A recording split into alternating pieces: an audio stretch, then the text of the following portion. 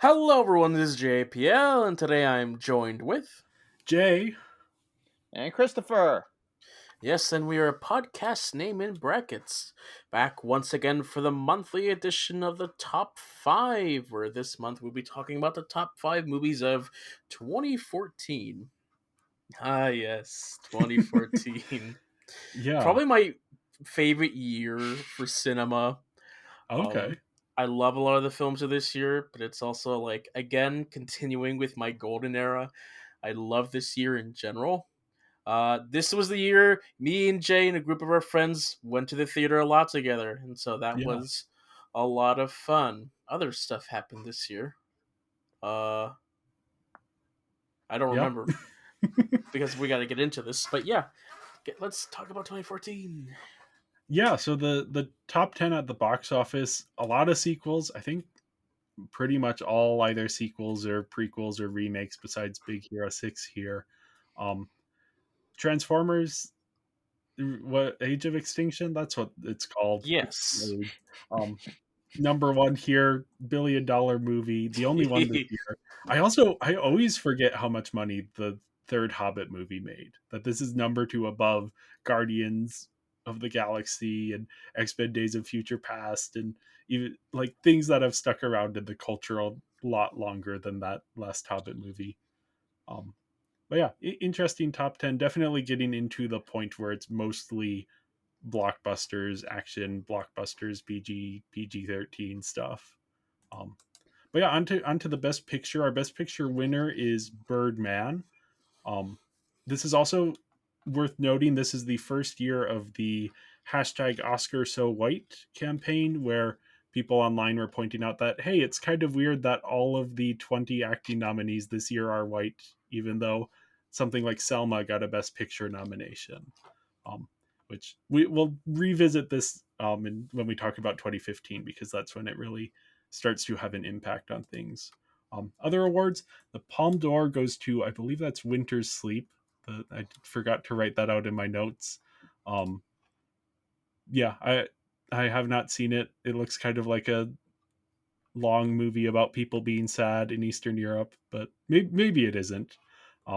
The Golden Lion goes to a pigeon sat on a bench reflecting on existence. One of the better titles out there. The Razzie for Worst Picture goes to Kirk Cameron, Saving Christmas. Um, and then the MTV Movie of the Year is The Fault in Our Stars. Ooh. Yeah. Have any of you seen that one? No. No. Okay. I I read remember the the book. buzz when it came out, but Yeah. since then, not so much. I think I know part of the story, but Okay. I not mean, much. yeah. It's interesting. Um, Yeah. yeah. But yeah, then it's time, I guess, for my number five here. And I have, for my number five, David Fincher's Gone Girl. Of course, directed by David Fincher, written by Gillian Flynn, based on her own novel. And it follows the story of a woman who disappears under mysterious circumstances, leaving her husband as the prime suspect. This is sort of known as a quote unquote beach read thriller. These are books that are usually written by and for women, meant more for entertainment than for like deep literary stuff. So there's a lot of melodrama and big twists. It's a genre that I really enjoy, and this is maybe one of my favorites of the genre, both the book and the film. This is a very faithful adaptation of the book, but with David Fincher's trademark style sort of put in there. Um, so it ends up being both a really entertaining melodramatic thriller. Like you can watch this in the same way you would watch like a true crime documentary and have a good time with it. But it's also just this very meticulously crafted masterpiece of filmmaking. The style of it is just, the shots are so perfect, and again, it's a David Fincher film. It's not nearly as well paced as The Girl with the Dragon Tattoo, but it's almost there. This is also a longer film, almost 3 hours. You don't feel the length. You feel it a little bit more than with The Girl with the Dragon Tattoo, but there's certain story decisions here that maybe go down a little bit easier than that one. Um, and yeah, incredible performances across the board, especially Rosamund Pike, who this was like an absolute revelation of a performance. She had been acting in British films for a very long time, but this was sort of her international debut, and it's really good work from her. She got an Oscar nomination for it. I This film has been in my radar for a long time. I've not yet seen it. I remember seeing the trailers in the theaters. Um, but I knew back then that it was probably not my thing at the time. Now Yeah. I could probably watch it more. I just need to sit down for almost 3 hours and watch it. So maybe soon. We'll There is see. a cat in it. There is a cat. Oh my gosh, there's a cat. Well, whatever. Weren't you going through David Fincher's films at one point? I was earlier this year or last year. Gone Girl was not on any streaming service. It is right Okay. now somewhere, and I can watch it. It's on my list. I Okay. just need to do it. Yeah, that makes sense. Yeah, I just remembered that Fincher binge, and like, oh, John might have something to say about a film Jay watched, and I no, I so was nope. I was thinking about watching this film for the podcast, but then I was like, Hmm. nah, I got no time. That's So crazy. Okay. Um, my number 5 is a comedy called The Interview. And I guess it's an infamous movie. Yeah. I think I've heard about it. No. Okay, you know what? At this time, I think my dad, me and my dad was watching something called CNN Student News. The last I checked, they rebranded it to CNN 10. So it's basically 10 minutes of news stories that works great in like classroom settings. So I Okay. feel like I recall the interview being mentioned at some point because I had been familiar of the controversy at some point, and I feel like it was around that time. That's the only way I would have known. But yeah, so basically the concept of the film, it's a comedy, so I don't. So why not? Here's a synopsis for once. Basically, two reporters are tasked by the U.S. government to kill the North Korean dictator. Um, pose as an interview and kill him. And yeah, I think for me, um, due to me being half Korean, me being familiar with, North Korean tensions, not necessarily to a deep level, but um, even if my association is to a degree surface level, it's deeper than I'd say many Americans because I lived in South Korea. I would hear of it more, or was am more aware of it than like maybe other things that maybe other people are more aware of. So I think it just genuinely just works for me. The comedy, like poking at Korean related things or just the tension in the situation works for me. And me, I'll say, this, like I said, I talked about synopsis. It's a silly comedy, but if you don't know who plays the North Korean dictator, don't find out until you watch it. Because I didn't know until I watched it, and when he was revealed, I burst out laughing, and it just took the movie to another level of pure enjoyment.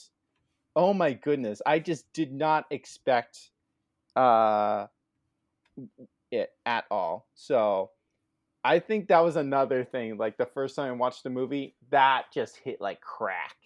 And just like I was already enjoying the movie, but just took it to a supremely high level.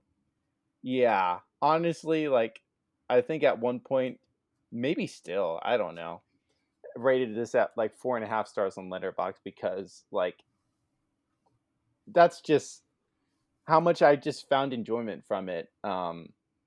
Yeah, definitely not claiming it as any cinematic masterpiece, but it's a comedy movie that really works for me. Um, And again, like I said, who person who plays the Korean dictator, just what a fun decision. And he does it so well. It just adds to the film. So yeah, I personally just find a lot of enjoyment from what this film is. Yeah. John, have you seen this one? Nope.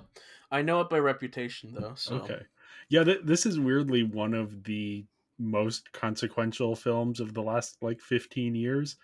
Less for the film itself and more for the surrounding story that North Korea was very angry about this film being released and made some threats. And then there was actually a massive security breach of Sony's systems, and like a whole bunch of stuff was released. There's some very interesting stuff that has come about because of this film, um and sort of the stir it caused at the time. So yeah, I have actually seen this one. I saw it because of all of the hoopla around it. When I watched it, this was a time when I was a little bit less receptive to this kind of Hollywood comedy. So I don't remember enjoying it, but I also feel like if I rewatched it now, I would probably be able to appreciate it a little bit better. Yeah. And like I said, I think I do enjoy comedies to a degree, but I think to a large part, I don't find them very funny. Or maybe it's, I might find enjoyment, but not necessarily to a level of love. So definitely, I recognize I'm a unique viewer of this film compared to other people. So, yeah, this is purely like a me opinion kind of thing. Like, if someone watches this based off my recommendation, they didn't like it. It's not a big deal. It's a comedy. We can argue about other films. Yeah, I again, you're talking about it makes me curious to revisit it, and just like having a little bit more distance from it, I feel like it may hold up a little bit better. Yeah, curious if that happens for you. So Yeah, yeah. yeah. well, moving on to my number 5. I have X-Men Days of Futures Past. I remember being really excited for this film because, like, before the film came out, I had no idea that this film was being made.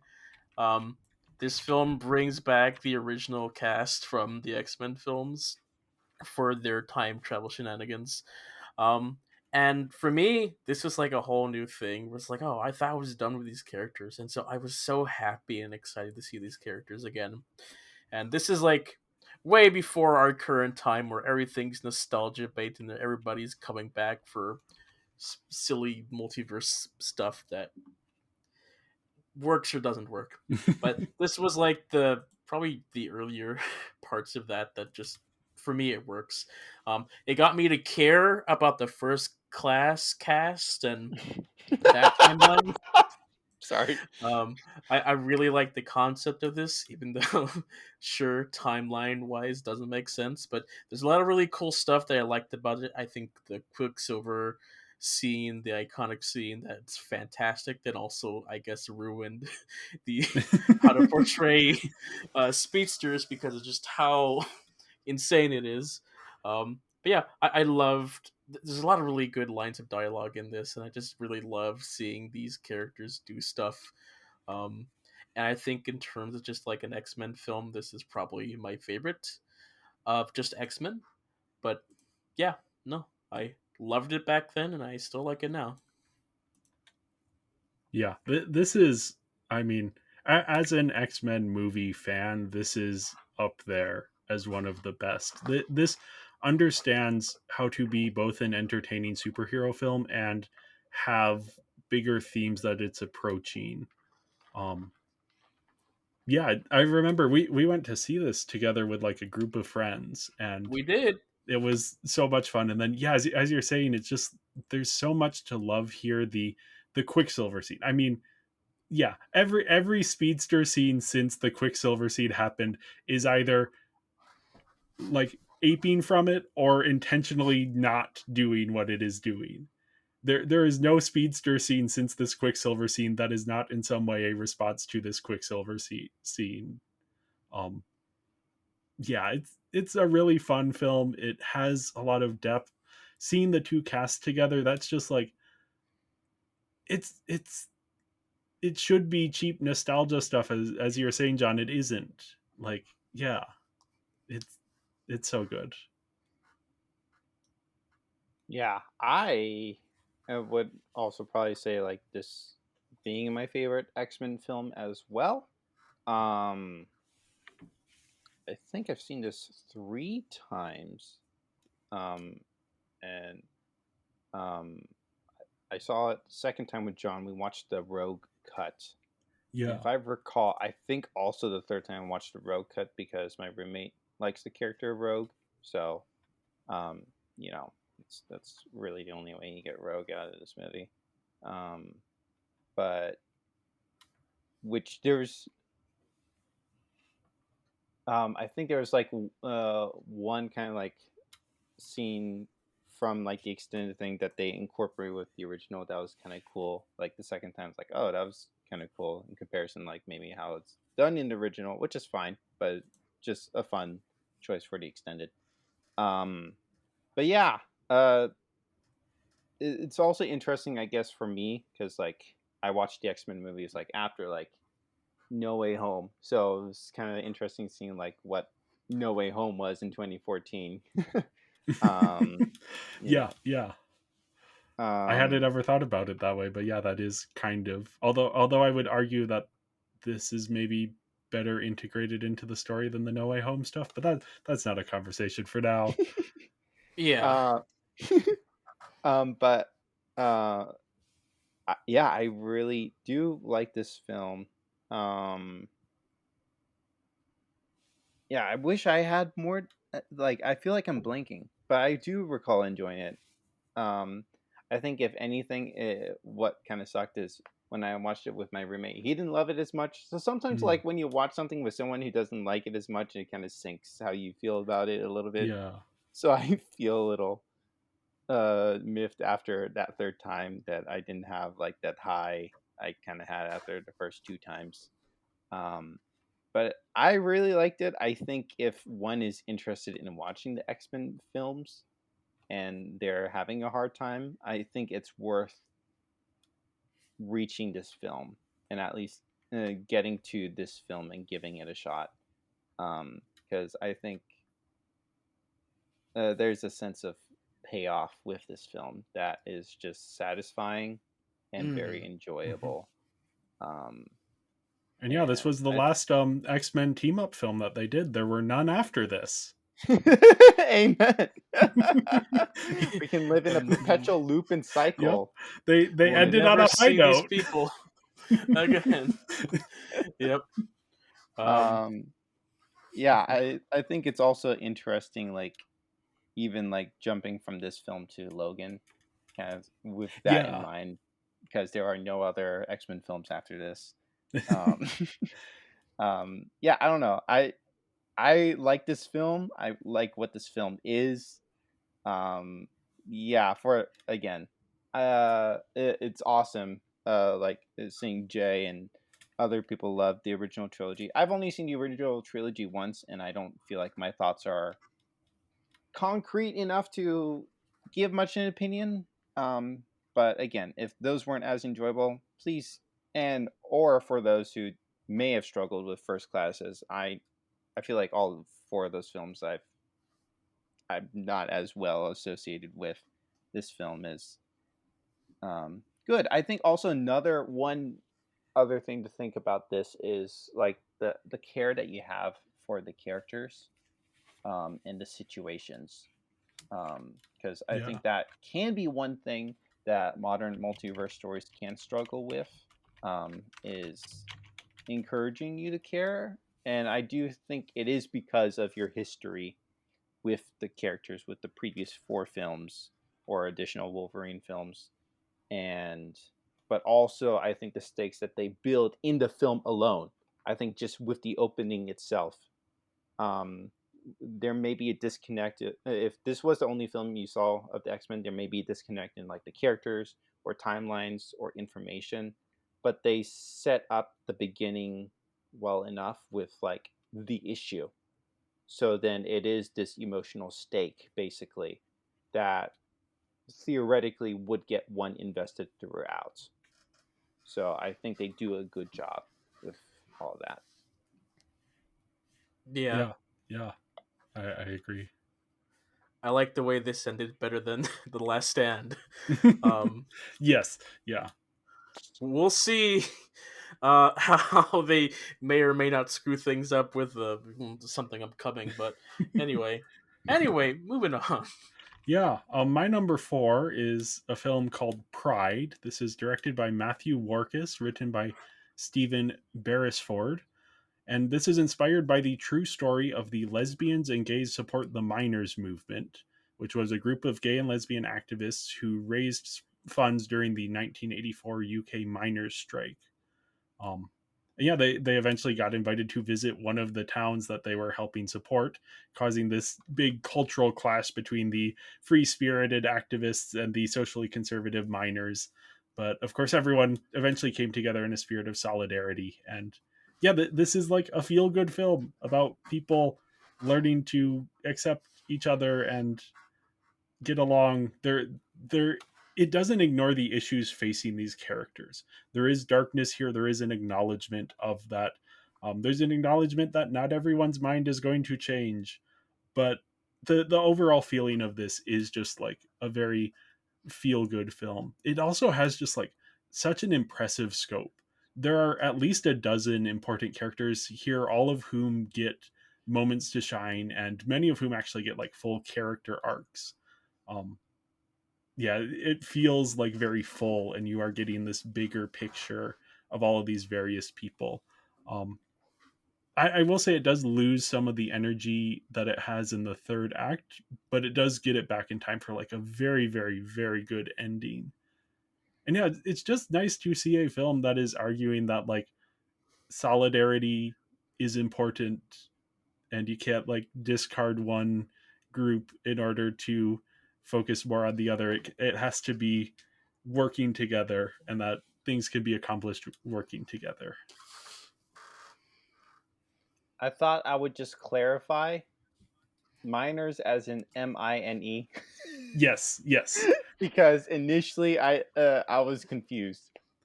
yes. Sorry, Respectfully. I should have mentioned that. Yeah, this is the mining, as in the activity that people do as a job. There is actually a moment where it's interesting. It's very early in the film. One of the characters is a minor, um, as in like underage, but not actually under the age of 18, because in the UK, um, people could consent. Like heterosexual couples could consent at the age of 16. That was considered legal consent. For gay couples, it wasn't until 21 that it was considered consent. Hmm. So he's 20, so he is technically a minor within the definition that the like very odd, which is actually like something, if you look historically, that was a thing in multiple countries. I think the US might have had similar laws as well, but yeah, That's kind of they do like fascinating. play with that um homophone. Yeah, homophone, because they sound the same. Anyways, I have not seen this film. John, have you seen it? No, I have not. Oh, I thought it was bubbling with things to say.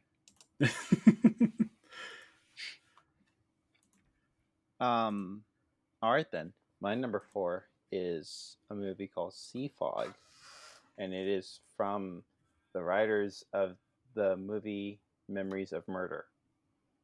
So Okay. both Bong Joon-ho and this director, which I shall look up because I want to pronounce his name right, because I don't know it. Shim Sung-bo. Shim Sung-bong. Oh, sorry. Sung-bo. Anyways, sorry.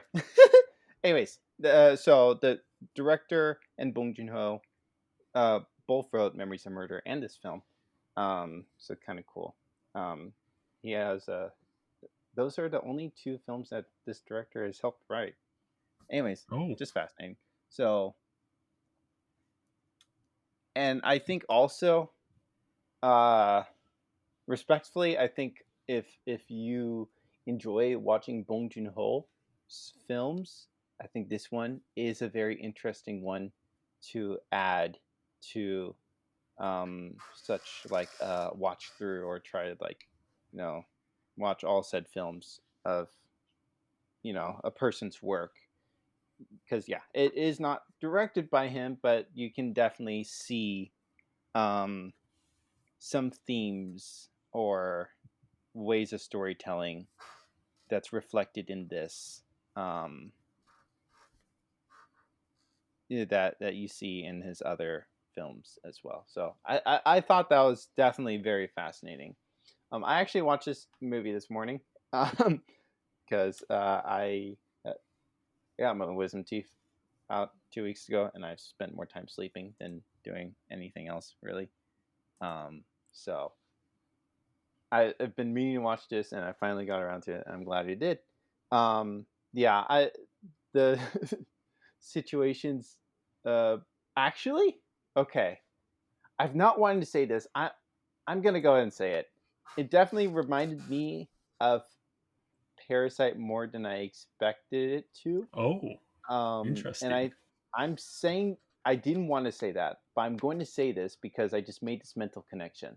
While I watched Parasite for the first time, I remember pausing more than I should have, and this was a little earlier on me like discovering films, but like, and I try not to pause these days, but I kept pausing so much because like the lying just was getting under my skin. It was just like Mm, cringe inducing. So in yeah. that first half, I paused so many times because it was just so hard to deal. It's just those moments are, I don't know, those moments get to me so often while watching things or hearing these kinds of stories. Um, and I think personally, not to be uh, elitist, but I do think to some degree the effect of Parasite was a little lessened because I paused it so many times, and so I think that's one thing I learned from watching Parasite is try not to pause as much as possible because then you are interrupting what the movie is trying to present. Um, yeah, not trying to be elitist, but that was something I thought about after watching Parasite. Yeah. Anyways, but I say that about Parasite because with Sea Fog, not they're they're different stories, right?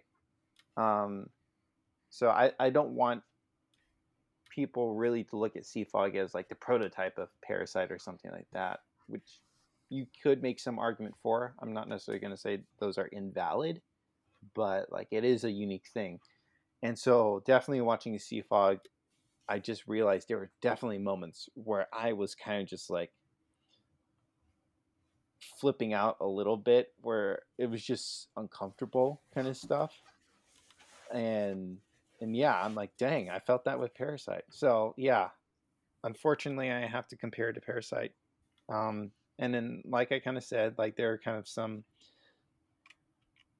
formula things that kind of have comparison in terms of like the way the stories are told, Sea Fog and Parasite.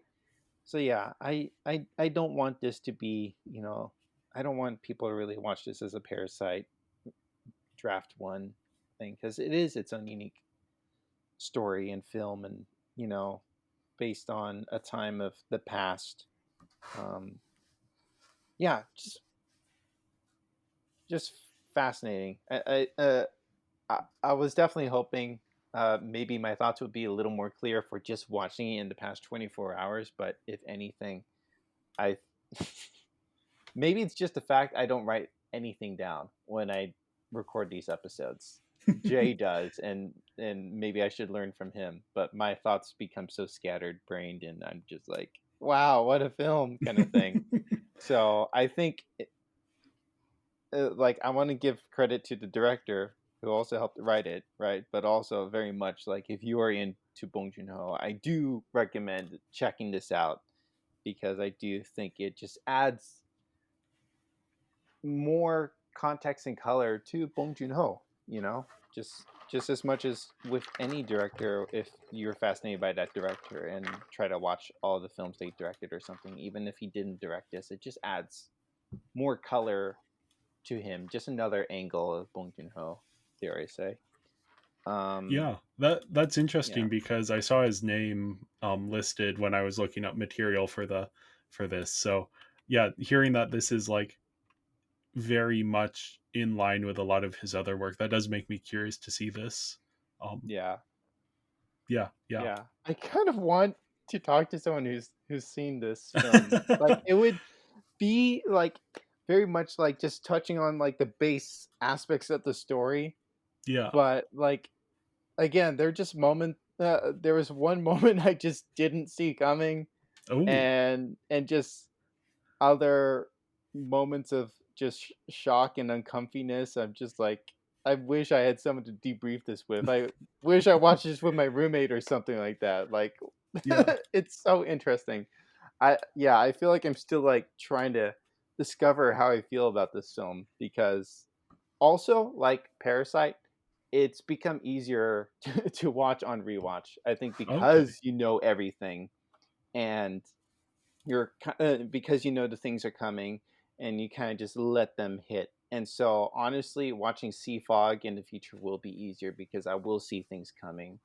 Yeah. If anything, I remember when I was young and I read books and how many times I would cheat and skim to the end of the book to get details and then return to where I was.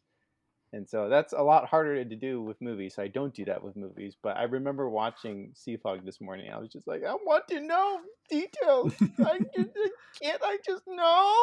I have to sit through another hour to find information. And it's not that that hour is bad, but it's just like I just want to know. So, if we're gonna go back to elitist thoughts with Christopher, I if I try to read books today, I try not to do that.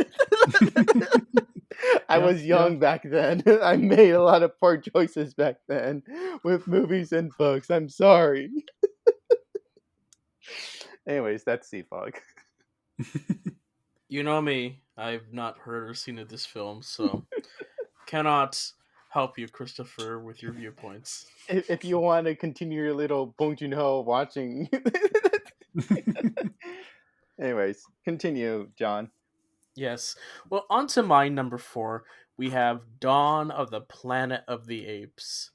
Um, yeah, this is the sequel that I yeah, this one was one I wasn't really expecting much, and then it came out, and I was like, oh, wait, I actually really like this franchise now, and this film helped me got to see it, because it got me interested in watching the old stuff as well. But yeah, as a sequel, it is a really great sequel that surpasses Rise in so many ways on a visual technical level. I was so impressed at how good the apes looked. Monkey. Yep. I mean, it looked great, and like the way they went in the story direction. This film is directed by Matt Reeves. Um, I Oh, found it really, yeah, same one as the Batman. So I found it like really interesting, like considering like where they left off the last one and where they started this one. The opening to this one begins in such a somber way that really sets the mood and gives you chills. It might even make you sad and teary eyed in a way. Michael Giacchino, trying to tug the heartstrings with his classic sad music. But yeah, also I love that this continues the story of our protagonist Caesar in an interesting way in how they develop his story and character in the world. Um, I'll I don't want to say too much. Just watch it yourselves one day. Um, you don't even have to watch Rise to get this one, but this is just really good. Uh, yeah, it's all downhill from here. I mean, this film was just so good that the rest just struggled to compare afterwards. So Yeah, this is one that I have actually seen. I only saw it once, and I've been meaning to see it again, um, because I hear so much about it, and I don't. I saw it early enough in my movie watching that I wasn't too. I don't remember what I thought about it at the time, but yeah, I mean, it the Planet of the Apes franchise has become such a weird thing of like they put one out every 5 or so years, and it's usually pretty good and it usually does pretty well at the box office, and then it kind of disappears between those installments. But when the new one comes around, then people are excited again. So yeah, I'll rewatch this eventually. I remember enjoying it, but I don't remember. Again, I probably saw this in like 2015 or something. So been a few years. Hmm. So I've not watched any ape movie, and I cannot deny the fact that I think I find myself a little frustrated to a degree where I'm like, people keep talking about, or maybe all I hear is John, and then I assume that's just everybody, and that's people. But he keeps talking about like how good these movies are, Oh and I no. guess maybe I just like almost can't believe it. But it's like I guess I have to watch it one day to find out. So like I do intend to. Like I have such a curiosity just because of what John and people say. Um, but I guess it feels hard to believe. But yeah, maybe eventually I'll get around to them. So Yeah, But like I I will say said like, on Rise, this is secretly one of the best trilogies of the 2010s. oh yeah, that's the thing about these things is like, yeah, even as someone who isn't as invested as in the franchise as John, it's like, yeah, I show up for these every few years, and they're always like really solid.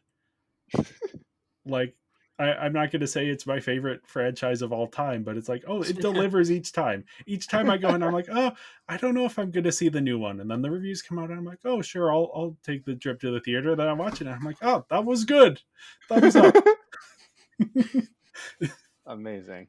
I hope we don't raise your expectations so high that you'll be disappointed. I think I'm just like mind blown, Hmm. confused, fascinated, curious, you know? Sure. Yeah, yeah. Oh yeah, my number 3 here is called While We're Young. This is written and directed by Noah Baumbach.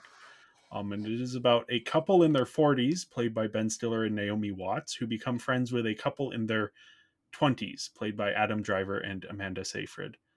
Um, I won't say much more because there's more going on here that I don't want to spoil, but sometimes you come across a filmmaker whose work you just vibe with, and that's been my experience with watching through Noah Baumbach stuff, both what I had seen before and now watching through his stuff that I had missed earlier. This is the fourth film of his to make one of my top 5 lists in this project that we have been doing for the last couple of years, Ed. That's more than any other director, and it probably won't be the last time he shows up on one of my lists. He's just like, I'm on the right wavelength for his films, and this one is very much that. Even though I'm not in my 40s, I did somewhat relate to the main characters here. It's the feeling of having friends who are cooler than you, and how it is both like exciting and a little bit exhausting to keep up with. I'm Um, sorry. yep, I know, John. You have much to apologize for. Being way cooler than me, and now I don't feel hip enough when I'm around you. uh, but yeah, it's like it does like move beyond that point and like introduces some new elements which complicate things in interesting ways, and it's also just like really really funny. I won't spoil any of the jokes, but there were several times I was watching this by myself on a TV. I was laughing out loud at certain moments. There's like one scene involving Naomi Watts going to a dance class that is just like so perfect. And there's a different scene where like they pan and reveal a specific character, and like incredible. Just like very simple filmmaking stuff, but again, Baumbach is so tuned into the like the feeling of being an adult and feeling a little bit unsure of yourself. This is kind of a coming of age movie, even though it's about people in their 40s. They are coming of age into their 40s and learning what that means. And yeah, I if you like Baumbach's work, this is a great one. Yeah, I haven't seen it myself. Yeah, you know me. I've not heard of this one, so I feel like this has been a little bit overlooked in his filmography compared to like Frances Ha from the year before, or obviously Marriage Story is like the big one that everyone talks about since that's his Oscar nomination. But yeah, this was really fun to watch and return to. I've been distracted. I was looking up Planet of the Apes Blu-rays. All right. Trying to focus. All right. So, another film I watched this morning. um, I watched Fury, which is Furry. That's great. Fury is a World War II film, and I saw. I just briefly looked at a review that mentioned like this like hits like certain war cliches, which just makes me wonder: is Brad Pitt just good at hitting those Hollywood films that it's just so I saw F1 a couple months ago, so maybe that's just why that's fresh on my mind. But like, it's just okay. So like F1 is a feel good Hollywood picture. If you like Top Gun Maverick, it's like Top Gun Maverick. Maybe if you're like me, who didn't like Top Gun Maverick, maybe you'll like F1. Um, and but like F1 was just a good experience. So Fury feels interesting because it is like a it feels a little polished, like it feels a little Hollywood, at least for me, who hasn't seen a lot of war films. So basically, I think what I was referring to is like a letterbox review kind of meant like hits like war movie cliches, and gonna be honest, I haven't seen a lot of war films for me to kind of watch this movie and be like, oh, it's hitting another cliche kind of thing throughout. But like I think what it presents, despite being feeling a little polished, and again, I haven't seen a lot, but I have seen Platoon. That's not a very polished film. That's a very gritty and rough film. So this is very polished in comparison. But like, I think it communicates its horror well. There are several images you do see that I was just like, dang. There's one moment. It could be a blink and miss. Yeah, a moment where, probably at like one of those places where soldiers are recovering, one of those like tents, and someone just tosses, like he has this basin, just tosses blood from it into the dirt, and just like, whoo! Just a moment like that just kind of just brings like the gravity of the situation forefront. Just like, that's not a thing I ever thought about, like just how much excess blood there may be, and then you'd have to dispose of it.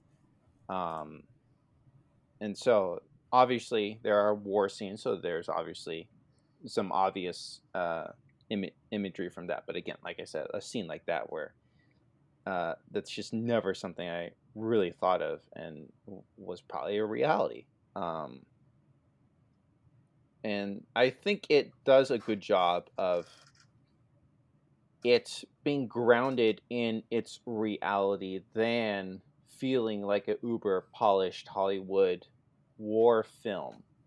You know what I mean? It's not a feel good film like F1 is. It's very heavy and rough throughout. But it, at the same time, is a well made and engaging film, just like F1. So, yeah, I think it's just well done. So, like I said, I'm no war movie expert in what it does repetitively, or what it does better or worse than other films, but I think it does well. In addition, in the movie, there's the little squad we follow. and a character gets thrown in who wasn't necessarily really supposed to be fighting in combat, and he has to kind of like learn the ropes alongside these experienced um, co-workers who've been working forever with each other. And so to some degree, that also just helps with me as an audience person. Is like I said, especially one who hasn't watched a lot of war films, kind of almost integrate with the movie, with the team, with the character.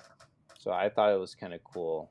Um, I don't know how intentional that was, that thought process, um, but I found it helpful to kind of see a little bit of myself. Of I personally hate war.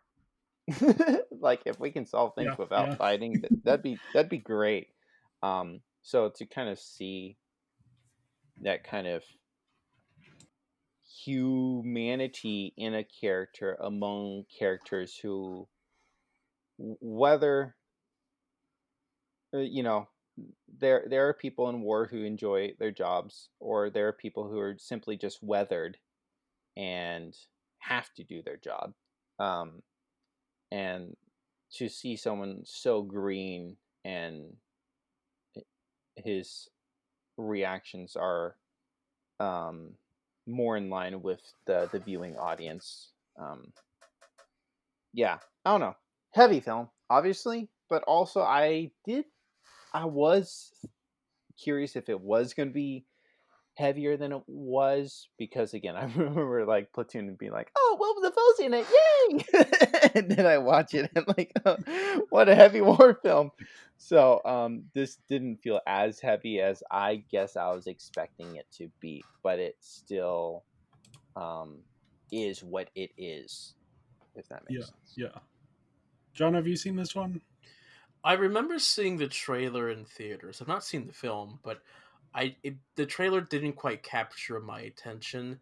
To be fair, I wasn't into war films at that time, as I would be a few years down the line. So it's on my list eventually, but yeah, I haven't seen it. Yeah, I'm not super into war films, so yeah, that this maybe is a little bit less interesting to me than other movies on Christopher's list. But yeah, hearing you talk about it and the moments that stuck with you, yeah, that is often sort of these films that are trying to show the reality of the cost of war. Yeah, that is always an interesting thing. I on Letterbox I did not realize this. Christopher, do you remember the name of Brad Pitt's character? John, Um, John, do you know what Brad Pitt's character's name is in this movie? Pit Brad. War Daddy.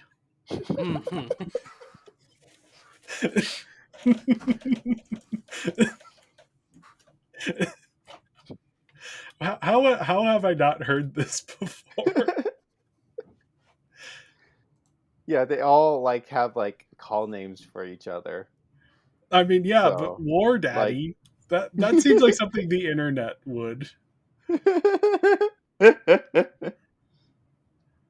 But yeah, John, I what's think, your number? I, well, I'll say I think the interesting thing is that I don't think that fact fully registered with me until after the film, because I think I was Yeah, so engrossed with like the events of the film that I kind of just saw Brad Pitt and I didn't think about what he was named. yeah, Or actually, 'cause again, maybe I just can never remember anything.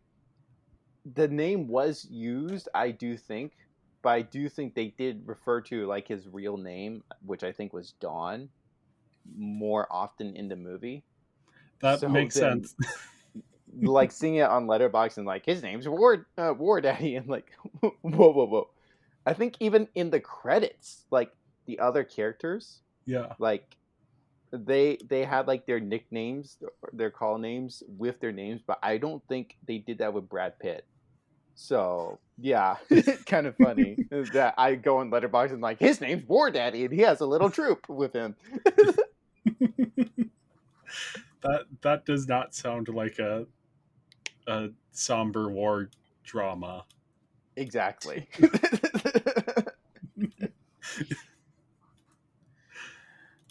Uh, well, moving on to my own war film for number 3, I have My Little Pony Equestria Girls Rainbow Rocks. Yeah, this is a film that should be on a list of like the best movie sequels ever. um, yeah, no, this is a sequel, of course, to the Equestria Girls film of the previous year. Uh, and what I said last time was that it's fun, but it was really jarring to see these human versions of these pony characters because Hasbro wanted that toy line. Um, but going into this second film, the people behind it, they got the reception of the first film, and they're like, okay, we'll take out what doesn't work and we'll like amplify what does work, and what we have is a really fun film that's, for me, super easy to watch. I love a lot about it. There's so much fun character uh, arcs and growth and development that really made you appreciate characters even more. I love the soundtrack to this. It's I love the music. It's so much fun. The characters are fun. Without going into spoilers, because we're doing Pondering Pony, My Little Pony podcast, and we'll Yep. talk more about that in a year and a half, roughly. So, um, yeah, wait, wait for that episode a year and a half from now to get more in depth thoughts. But here's a little sneak peek. Yeah, I'll leave it there. Yeah, I will be watching this someday soon ish. This film is not on my radar. It wouldn't be on mine if not for binging Barbie. So Yeah, like this would be so much higher if it weren't for the other two on my list. I like it so much. It is so easy to watch. having this It's fun. above Dawn of the Planet of the Apes, that is definitely high praise for this film. Yeah, originally I had to put it at number 5, and I thought, no, that's a crime. It has to be higher. So, yeah. Yeah. No judgment, but it's not on my list, respectfully. Like I don't know. Like maybe one day, maybe John will sit me down and make me watch something. I don't think I'm gonna say no, but I think I just have a few other films that are higher up. Again, like uh, John showed me the documentary. Mm, I don't know if we talked about that the year it released. the For Brony the, documentary. Yeah. yeah, so I did find it fascinating. So just saying, I have a level of respect.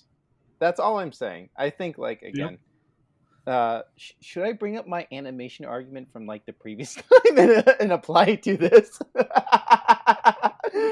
I'm being silly. No. It has a 4.0 on Letterboxd. It must be good. Words to live by. Words to live by. Well, yeah, speaking of high letterbox scores, my number 2 is Over the Garden Wall.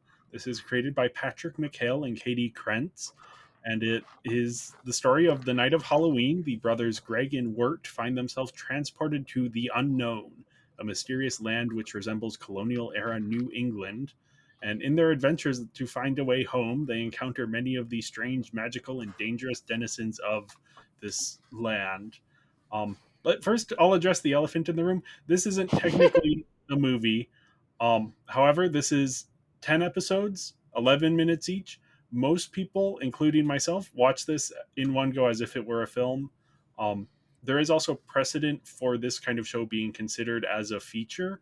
Gendy Tartakovsky's Primal was actually submitted to the Oscars as a Best Animated Feature contender. So this one wasn't, but it feels like it might have been if they had maneuvered things well, because it is, again, it's the length of a feature. People tend to watch it as a feature. That's why I'm putting it on my list here. Yeah, with all of that out of the way, Over the Garden Wall is just the ultimate encapsulation of fall for me. It's this gorgeous setting with all of these colors, but there's also like a lot of rain and a lot of fog and clouds. There's this overall sense of like melancholy that is punctuated by moments of comedy. You know, it doesn't get too heavy, but it does get heavier. But this is still like a kid's cartoon, so there's also a lot of like spooky Halloween stuff here. In some ways, I actually find this more intense than some actual horror films because of how unnerving things can get. And with the animation, there isn't like the scary things aren't breaking with the reality of the world in the way that like with a live action movie I could be like, oh look, that's a neat makeup effect. With this it's like, no, this is the same stuff that everything else is. There's no makeup here. um yeah, it's also just it's so well constructed. All of these little adventures build on each other and create this full world, and you get these big character arcs that are really emotionally resonant. um yeah, it has a lot of surprising complexity to it, while also being just this like really great encapsulation of an entire season. Yeah, I would highly recommend this. This episode will be coming out during the fall. It is worth going and checking this out if you haven't, or if you have, good time to rewatch it. I'm actually going to be rewatching this with some friends on Halloween, and I am very excited because, yeah, I love this little project here. It's Mhm. gorgeous and touching and spooky and everything I love. Yeah, no, this is a great series. I also found it like really great on rewatches because once you understand like how things come together, you start to notice like the deeper themes that the show was like hinted at from the very Yeah, beginning, like the subtle sound effects, the foreboding, ominous shots that seemed like a normal shot, but actually had deeper meaning. Because I rewatched this like with my family one time, and there was this one lingering shot on something, and my sister was like, "Why is this taking so long in this one shot?" And so they were joking. It's like, "Oh, maybe this thing signifies this thing." And it's like, "Oh, this," and it's, maybe the whole thing's about this, and they were right on the money. yeah. uh, I I This didn't is one say where like yeah, I didn't I say had heard anything. like the things that for other shows are like, oh, we're gonna make this like theory about what this all signifies, and then watching this for the first time, I was like, oh no, that is literally just the intended reading of this. This isn't like a Pixar theory thing where someone has spun out this crazy theory that doesn't actually work with. No, it is literally in the text there to be interpreted. Yeah, the fascinating show. Also, again, phenomenal soundtrack. I love the music Yes, of this the music show. is so I good. have it on my road trips playlist, so I listen to it and like hum it from time to time. It's great. Like even like great voice cast as well. You have Elijah Yeah, Wood, um, the other people as well. yeah. This is Um, again, this is the perfect time of year to be watching this. Just make yourself a cup of hot chocolate or whatever your favorite fall beverage is, and settle in for a night of spooky, emotionally resonant, beautiful, melancholy adventure. Cozy. Yeah, it's cozy at times. It's fall. It's everything that I Yeah. love about fall, which is maybe my favorite season of the seasons, the traditional four seasons that you get in the northern parts of the US. Yeah, it says a lot that we're including a miniseries as a film. Yes. So, yeah, Yeah, the fact that John isn't fighting me on this one, and the fact that I'm not fighting me, because in general I'm the type of person of like TV and movies are separate, but this is just this means so much to me yeah. that I can't not talk about it. So in a previous episode, I railed against documentaries. In a previous episode, I railed against animation. So in this one, I'll rail against TV. I'm kidding. I have not seen it. I guess that is just so weird to me, the fact that it is a TV show, but it's like a feature length. So I don't know. That it's just very fascinating to me that it was chosen to be released the way it is. Yeah, I don't it know. definitely That's it all. is episodic. If you sit down and watch it, it does, it has that TV show feel, but again, because it is so short, you can approach it as if it is a feature film and it will work. In Yeah. fact, I would recommend that. I would say don't approach this as a TV show. Watch it all in one sitting. Yeah. It is on the list. Again, I've heard high Yeah. praise about this, and Good time to not watch it. necessarily. Good Huh? time of year. Good time of year to watch Yeah, it. yeah, and not necessarily to the level of what I was talking about with the apes, but Yeah. almost similar. Where it's like, wow, so many people love this. What is it about this? So maybe one day, like it is on the list. I Yeah. promise people, it's on the list. Also, Halloween's I coming have up. Hulu with ads, and I just don't want to watch it with ads. Especially TV shows on That's Hulu fair. is atrocious with ads. I think the DVD was like out of print for a while, but it might be back at like a reasonable-ish price. Let me check. I got the DVD when it was like hard to find, Mm-hmm. and was very, very happy that I was able to get it. We need a Blu-ray. Yeah, this is what I would love to see, a more in-depth release of on physical media. Yeah, I'm surprised there hasn't been. I think this or last year they released maybe like some 10th anniversary special, Yeah, they did maybe like a behind the little. scenes. Aardman did like a stop motion little video. That was very cute. Yeah, so again, I'm kind of surprised that like there hasn't been more physical media love for this because yeah, I would feel like especially with its reputation, it would have received something more than Yeah. what it is. Yeah. Fascinating.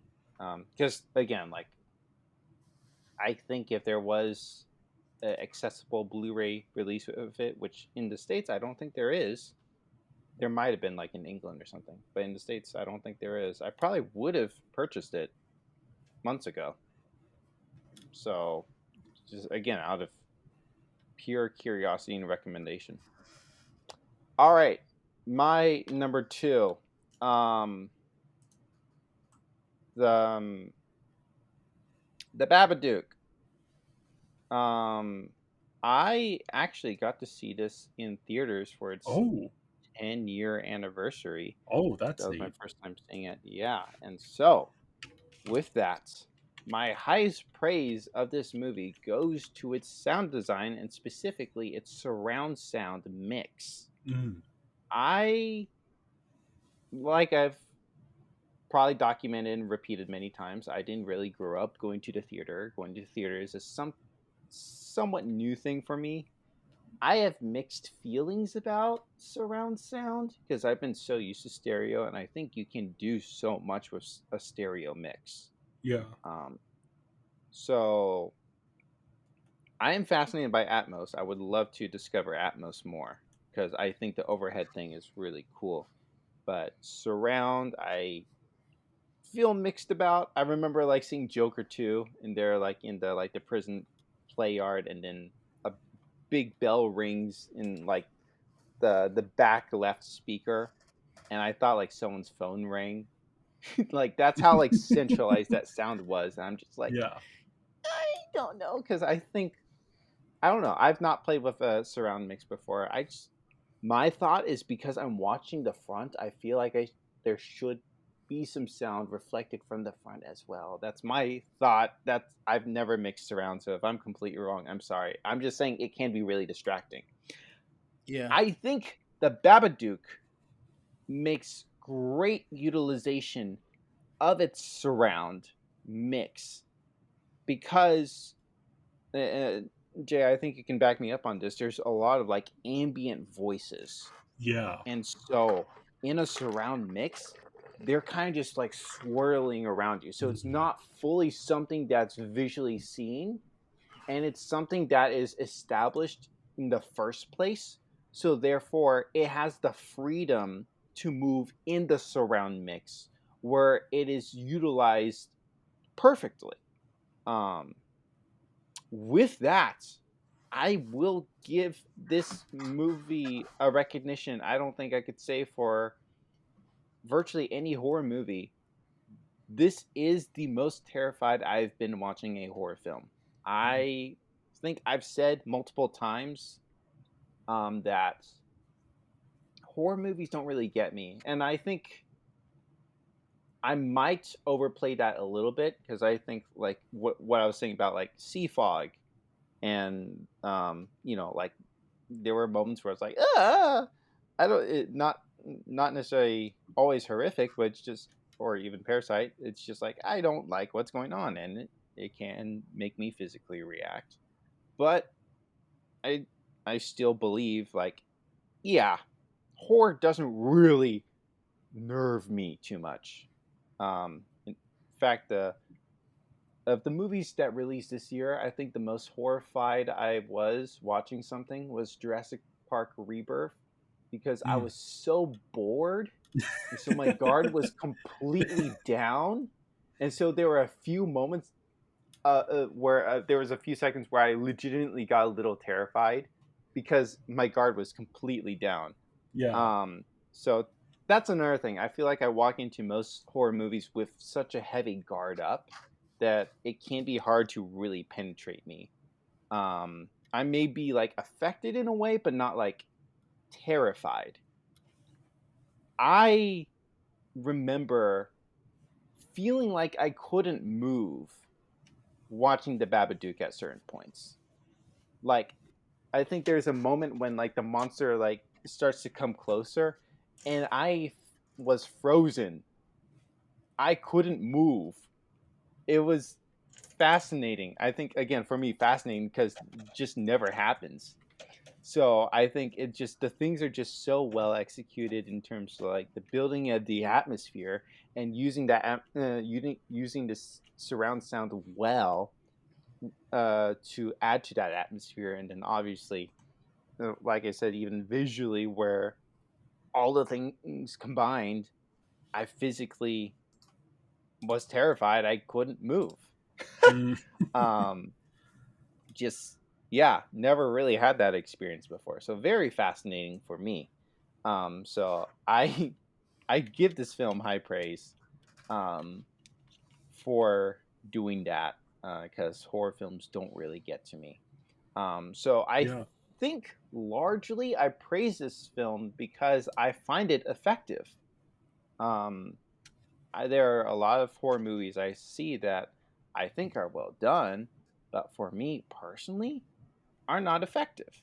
Um, and so I think this one I just kind of naturally just shower praise upon because it was effective.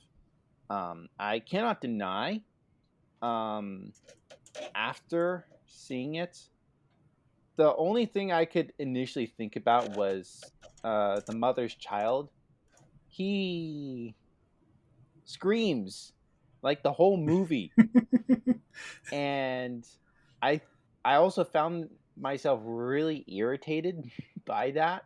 Again, it's part of the story, but it's Yeah. just annoying. And so initially, I kind of didn't want to like the movie because of that.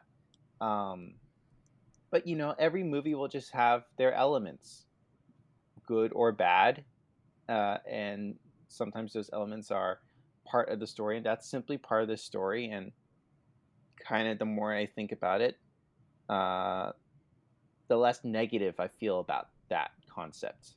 Yeah. It is annoying, it is irritating, it does play into the movie a bit, but it is what this movie is. Um, yeah, I I find the movie very fascinating, and again, for me, I think it's really well made. Yeah, this is kind of the film that kicked off the modern horror trend. I mean, not that this wasn't the case before, but of sort of the A24, the monster is a metaphor for something or other. I won't say too much to not spoil the film for people who haven't seen it, but yeah, I think this is one of the better examples of that in how well it integrates its themes with its characters and with the scares, as you're saying, very effective scares. Even just watching it on a TV, there were moments where I was like, "Oh, this is really intense." I just love monsters with rules or like a process to them. I think that's always fascinating, and like the pop up book is such an effective Hmm. little thing. Yeah, as you were saying, like the kid is definitely can get on your nerves, but in a way that the film very much intends. And yeah, we should also acknowledge that the Babadook is an LGBT icon, and we thank him for his work for the community. I laughed when I saw what poster you used. I'm, Like I I'm flipped glad. to that slide and I see that and like I froze for a moment because I wasn't expecting it. It was which I've seen the poster before, Yeah, but it's just funny to me. I kick myself for not picking up that special edition of it when it was available. Do you want to give context, Jay? Oh, I can. I wasn't sure if we wanted to get into that. Yeah, it was just one of those like Netflix miscategorization errors where they put it the Babadook under LGBT films or Oh something, and really? it went That's viral amazing. enough that that has now become a meme. And then yeah, there was an official Blu-ray release that had the slipcover with a pride Mhm. flag. Yeah, you know me. I've not heard or seen this film, and horror is not my genre, so who knows if I ever will. Probably not. I'll also say I think like horror isn't I might have talked about it on here. Horror isn't necessarily something that I enjoy. I think Jay has talked about like he's able to connect with it more. I don't necessarily know if I connect with it. I don't even fully remember the movie's theme so much about me connecting with it, but I did find it well made, and so Yeah, there's that. Anyways, uh, go ahead. Well, moving on to my number two, I have Christopher Nolan's Interstellar. This was one of the highlights of this year of going to the theater because originally wasn't really on my radar to see until like you introduced it to me, Jay. It was like, hey, we gotta watch Interstellar. It's Christopher Nolan's new film. I was like, okay, I guess I'll go with you guys. And I had the reaction that you had, Christopher, to Inception, where my brain was just completely blown. I remember just standing outside the theaters waiting for like your dad to pick us up, and I was like, this is like cinema. my it's like my world is like crumbled. I love everything about this. It's so amazing. And so yeah, this is one of my top four on Letterboxd. It's one of my favorite films of all time. It's one of my favorite Nolan films. Um, I love the story. I love space adventure. I love the music to this. I like the acting. I like the characters, the themes. I don't mind the third act weirdness. Loved it when I saw it in theaters. Um, yeah, it's great, and I really appreciate it. So yeah, yeah. I remember seeing this with you, John, and I mean, I had a whole character arc with this film, not or a 360-degree arc with this film, where yeah, watching it with you in the theaters, I was just immediately blown away, and like I remember at a certain point in a certain scene thinking, "Is this the best film ever made?" Um, and then the third act happened, and it lost me a little bit, but not enough for me to like turn on the film entirely. But then in the years after revisiting it at home and just kind of like watching Dunkirk and Tenet, which I didn't really connect with as much, I was like, oh, is maybe Interstellar isn't actually all that good. The third act has the problems, and I was like, yeah, maybe I'm just like I must have been wrong about it in my first assessment. Then, John, we did our binging Barbie series on Christopher Nolan, and I watched Interstellar again, and it just clicked for me of like, yeah, the third act is messy, but it works on such an emotional level, and it hit me so hard. And I was like, I was crying as I'm watching this on my little TV. Um, and yeah, I've completely came around to it. It is probably my favorite of the Nolans as well. And I actually I drove through like a snowstorm to see it in IMAX when they did the IMAX re-release. And so worth it. Just incredible film, incredible. Um, I love space. I love this type of like scientists in space trying to make difficult decisions movies.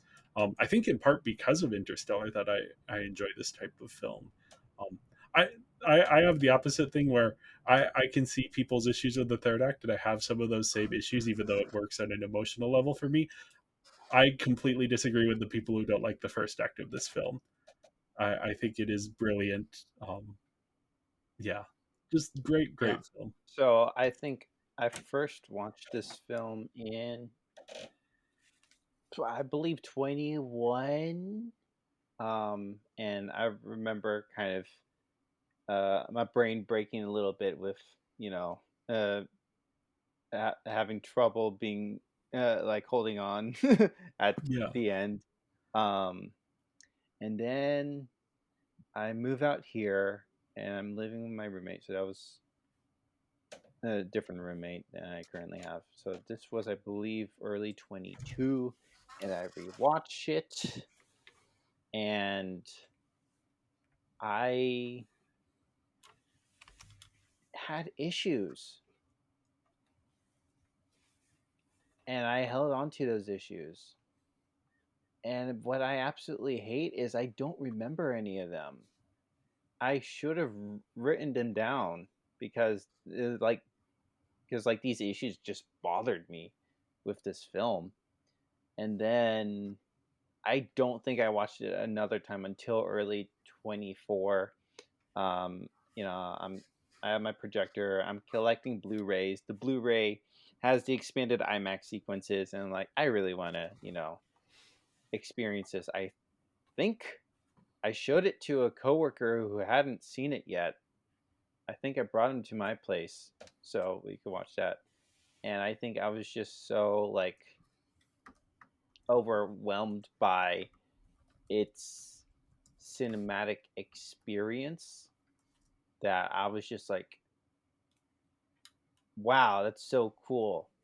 And further did I continue to travel away from my issues. And then I also was able to see it in IMAX. We have like an IMAX with like the proper ratio in town, but they weren't playing it. oh, So then I went to the AMC an hour away that did play it, but at that time they had a projector, which didn't mm, really get into my enjoyment that much. Um, Thankfully, they have replaced it since, but like the ratio is just like it's like the Blu-ray okay, ratio, but it was still enjoyable. I really, really enjoyed that experience, regardless of those strangleholds. yeah. I watched a few movies that day. Three of them in IMAX. The next two were Lord of the Rings, War of Rohirrim, and Graven the Hunter. Great day. War of Rohirrim was interesting because then I could really see with the projector. I could see the pixels, like how pixelated it truly Yeah, was. yeah. So that was fascinating. That I didn't notice as much. It didn't look crisp, but it didn't detract me too much with Interstellar. Maybe because I'd seen it before, maybe because I wasn't convinced that it had an issue. But it was still a lot of fun to see it on the big screen, and genuinely, like, I feel like Interstellar is just going to be one of those movies that's going to get re-releases in IMAX every 5 years or something. It better, because Yeah. space on the big screen is so cool, and especially a movie like Interstellar. So yeah, I feel like definitely with Interstellar, I kind of sit at this point where I'm awed by the visual spectacle, but I'm frustrated I cannot remember my story issues. So Mm. I almost kind of don't think of it as much of a story. It's just so frustrating. It's not that I have to hold on to these issues. I just want to remember and process what I thought of, especially two viewings since. So yeah. Anyways, that's my history of Interstellar. It's a wonderfully made film. Yep. Yeah, depending on the day, this could be my number one. Um, but when I made this list, it was at number two. So Yeah, I'm a little bit sad to see it not on your number one, but I mean, number two is a high spot considering what your number one is as well. So. I mean, hey, like that again, 2014, one of my favorite years. Just like Yeah. films that I saw in theaters and I absolutely love. Um, yeah. So before we get into our number ones, why don't we get into some honorable mentions? Yeah. So I have mine alphabetically as usual. First up, I have Boys, which is a gay Dutch TV movie that was so popular it got an international release. This was when I saw this, I was kind of new to watching gay movies, and this is the first one that I really connected with. Um, it's also just like there is one shot in this, which is the shot that they use for the poster image, that is just like so good, and the character dynamics in that shot are just incredible. Um, Edge of Tomorrow, really fun sci-fi take on the time loop trope. It is much better than any of the many titles it has had over its many releases would indicate it to be. Um, Force Majeure. This is the international breakout from Swedish filmmaker Ruben Östlund of Triangle of Sadness fame. And it's this really good dark comedy about the fallout that happens when a man abandons his family when it looks like they are about to be hit by an avalanche. There's an American remake that's bad, but the original is very good. Then one that I hadn't heard of before, but stumbled across, called Holiday. This isn't the only film titled Holiday released this year, but this one is the gay Ecuadorian film. It's like very quiet and has a very light touch that really struck me. Um, It Follows is just a really effective little horror flick with a fascinating premise. Oh, and I don't think I might have removed that from my list here. Yes, okay. So instead, I will talk about Kingsman: The Secret Service, which is a really fun, crazy, insane action movie that has some really fun sequences. Um, Reality is this surreal comedy from the French filmmaker Quentin Dupieux. It's like this, I don't know, it doesn't make sense, but it compels me, to quote Knives Out. Um, it's just this like mind-bending story that wraps in on itself in very fascinating ways. It's weird and funny, and I don't know, the guy from like Napoleon Dynamite shows up playing a guy who thinks he is the same person as the main character of the film. It's odd, but very fun. Then I have Spring, which is from filmmaking duo Justin Benson and Aaron Moorhead, two really exciting younger filmmakers. And this is a horror romance set in Italy that really sells the romance part of that. If you enjoy romance films and don't mind a little bit of horror elements, this is one to check out. And then last up, I have The Way He Looks. This is a gay Brazilian film, lots of teenage melodrama, but it ends really, really well. Another one, Yeah. if you enjoy romance, I would recommend this one. Of these films, I've seen Edge of Tomorrow and Kingsman. Edge of Tomorrow, I remember the marketing for this one, the Live Die Repeat, which I thought was the film's title, but it Yes. was not. Um, yeah, it took me a while to finally watch it because I don't know. I guess it wasn't interested enough at the time, but since then, it's a decent story of that time loop thing, which I enjoy time loops. Then Kingsman, it's just a fun homage to like classic British spy films like James Bond or the other JB spy characters. Again, it's a lot of fun, has crazy actions. There's like twists that happens that's unexpected that get ruined by sequels. But yeah, this was a fun entry. I have a question about Kingsman. Was it was it initially meant to be like a standalone film? It's based on a comic series, I believe. So, Oh, that's um, true. It's yeah, right. Oh, okay. I don't know, like, because I guess the future movies aren't as good. I yeah, feel like I'm hit with like various opinions, but because they're all called Kingsman, I don't know which is which kind of thing. Like when I hear yeah. of them, right? I will Obviously, say when I like I did like The King's Man, which is the prequel, but no one else liked that one. So don't take my opinion for anything there. yeah, I think that's another franchise where I've kind of not dove into. I guess Yeah. that I don't know. The first one is It worth watching just for like the So this is the first insanity and one? the yes, this is the first one in Okay. the series. Fine, I'll add it to my watch list. It's a fun action. Like there will probably be stuff you enjoy in it no matter what. Although it is like very violent and sometimes a little gross. This is a Matthew Vaughn film, so your mileage may vary a little bit. But there's Mhm. one action scene in a church that is like very iconic and very well done.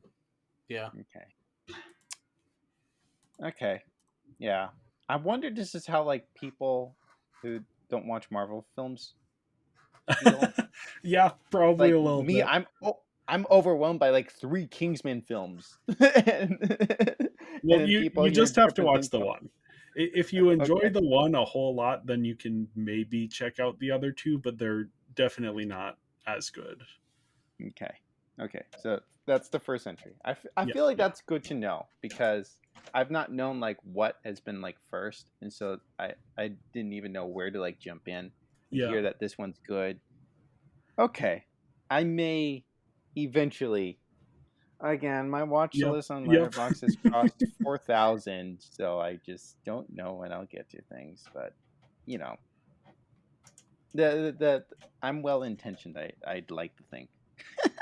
Yeah. We'll see. All right. My honorable mentions again. I'm just mentioning every film, or I believe every film.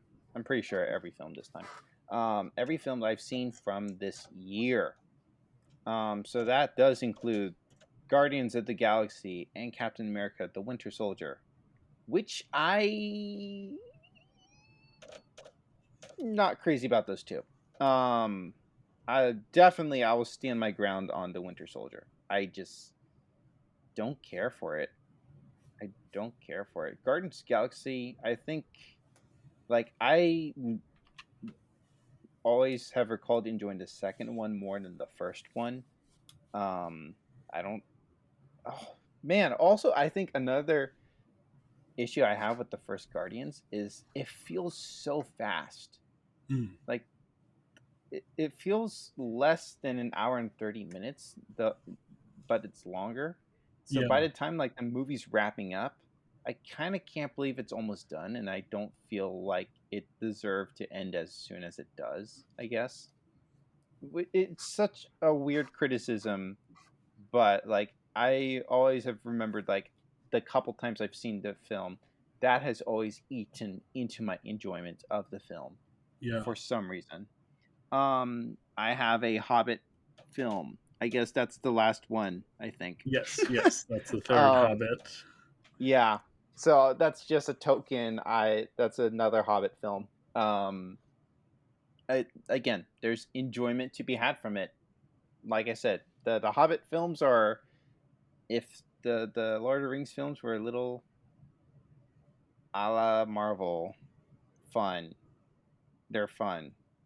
That's my opinion of it. The Lego Movie I watched with John. Um, I am right. Yeah. I'm pretty positive. Yeah, Yeah, I I watched it. yeah. Because then for a moment I was backtracking because we also watched the Lego Batman film, and I We was like, did. did we do both or one? And it was both. Yeah. So gonna be honest, not over the moon about the Lego Movie. I don't have enough whimsy, unfortunately. Um, very unfortunate for me.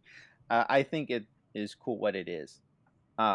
Whenever we get to it in the future, I love the Lego Batman film.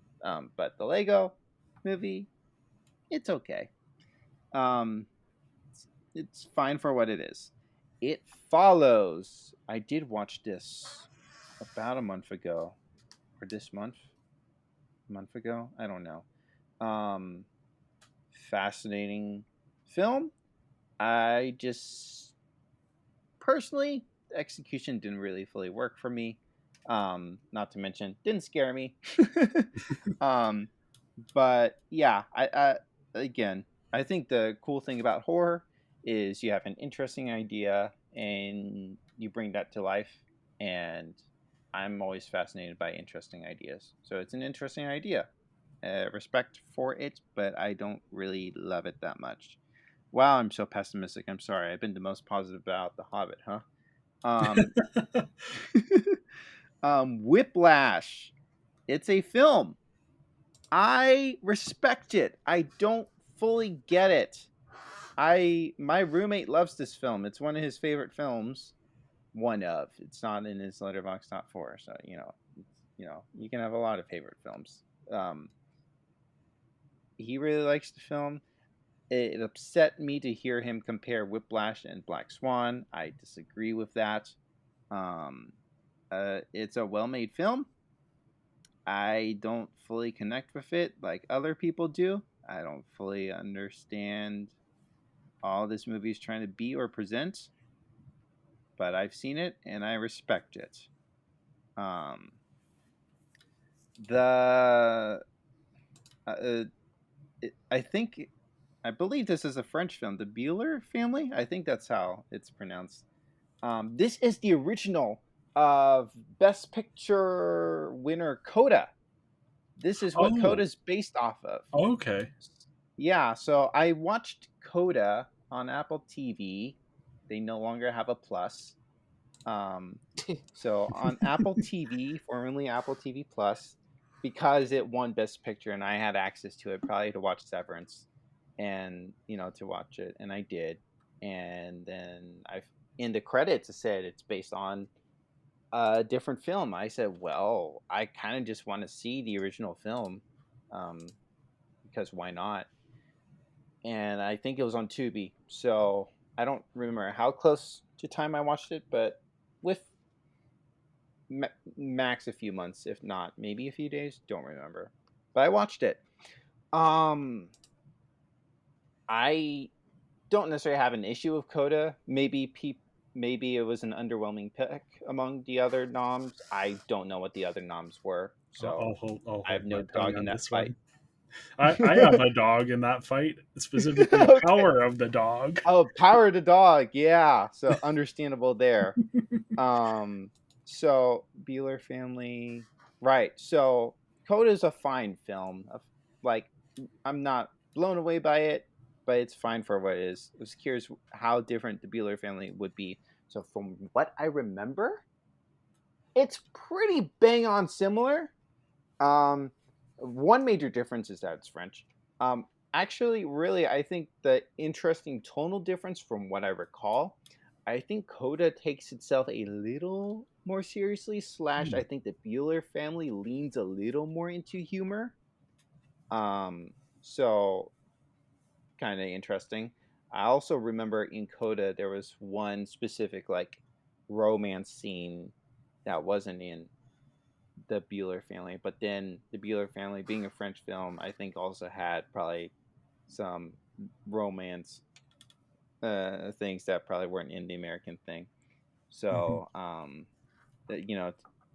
each country will do their own thing. um, yeah. If you enjoyed Coda and you want to see it repackaged as the original, I it's enjoyable. Um, yeah, it. I think in a weird way, I feel like I'm most positive about the Beeler family out of all these films. Yeah, sorry, that's a lot of thoughts. Yeah, of these I've seen, of course, the Marvel ones, which, yeah, I'm also not the biggest fan of Guardians of the Galaxy. I remember liking Winter Soldier, but I haven't seen that in a while. Hobbit Five Armies, that's my least favorite of that series, which I think of slightly more favorably than the average person does, but not super favorably. Um, the Lego movie, I love that film. John and I did an episode on that one. It follows. I mentioned that when I accidentally mentioned of my honorable mentions. Yeah, I found it very effective, and it has an interesting thematic thing going on. And then Whiplash, I'm even less in your camp here, where I actually disliked this film when I saw it. Not even like oh, I respect it, but didn't quite connect with me. I haven't seen it in a few years, so I can't say specifics. It just I did not have any positive thoughts on it. Oh, I have one thought about The Hobbit. Yeah. I think partially Jay has contributed to this thought. But I watched the extended cuts of the Hobbit films because I didn't care to compare versions. So Yeah. I'm like, I'll just go extended. So the extended version of the Hobbit has Peter Jackson having fun, and that I think I was like surprised and entertained at the same time with uh the way he was choosing to kill the creatures. Yeah, that stuff I think is fun in a way that, again, the production of those films is just very depressing, and watching Peter Jackson in the behind the scenes footage just like broken, it's so sad. So seeing him get to like indulge his little the horror director he started out as, it is fun. I agree with that, Yeah, even if I'm I a didn't bit know baffled that. we even ended up in that place in the first part. Yeah. Yeah, I didn't like. I definitely knew the movie's production was troubled, but I guess you kind of brought light or context to like the specifically like the R-rated extended Yeah. aspect of that. And yeah, I do recall watching it and kind of just being like confused but entertained, I guess. Like Yeah. a shocked, confused, I guess. Like all those emotions kind of combined because it was very entertaining, but like nothing of Lord of the Rings had ever kind of been to that scale. Yeah. So yeah, very entertaining. Yeah, these film series, I've of course seen the Marvel films, the Hobbit, and Lego Movie. But going into 2014, I was kind of getting really tired of like the MCU and Marvel films. Um, but these two films I found really refreshing and kind of brought me back into the superhero craze.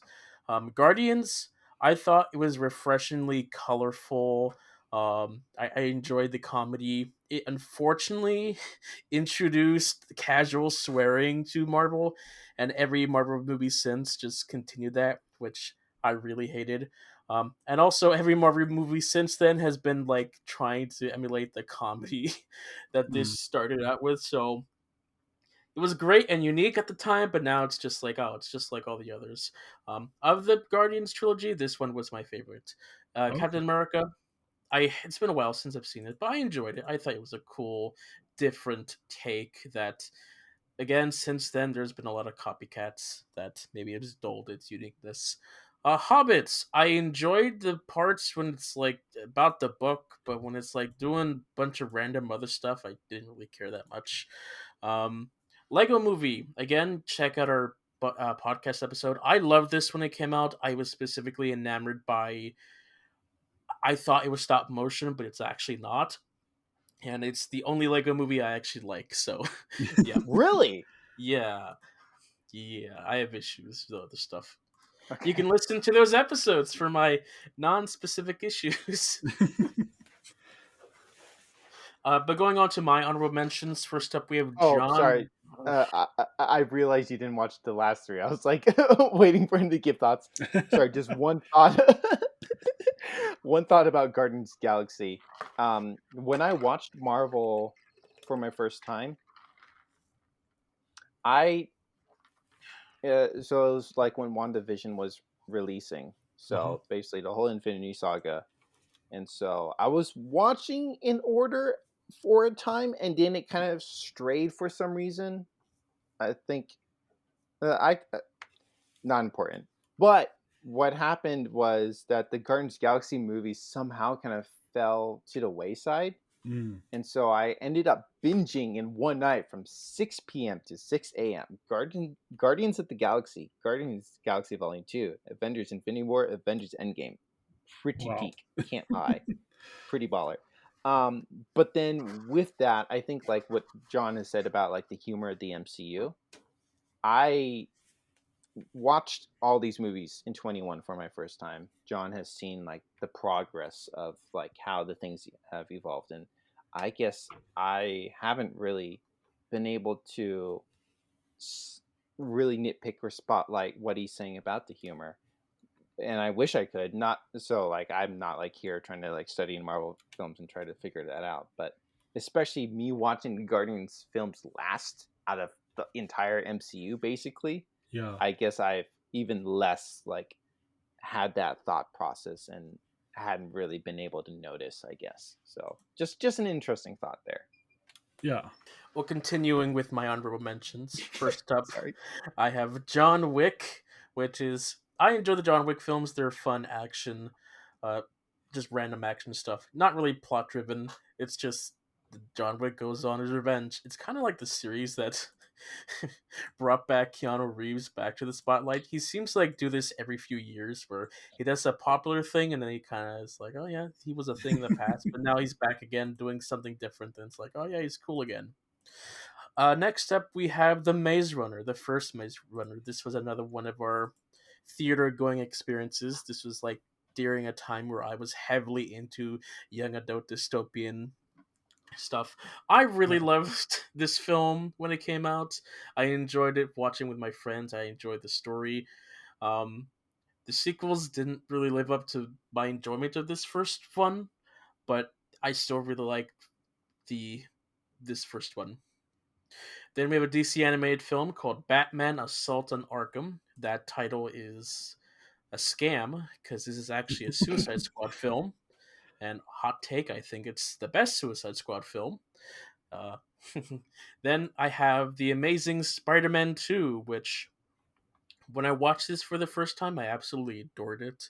Um, for the longest time, it was my favorite Spider Man film ever. I loved the visuals. I think this one really gave Andrew Garfield the proper Spider-Man treatment because I didn't really care for him in the first one, but this one I was like, now he's finally Spider-Man. His chemistry with Emma Stone was immaculate.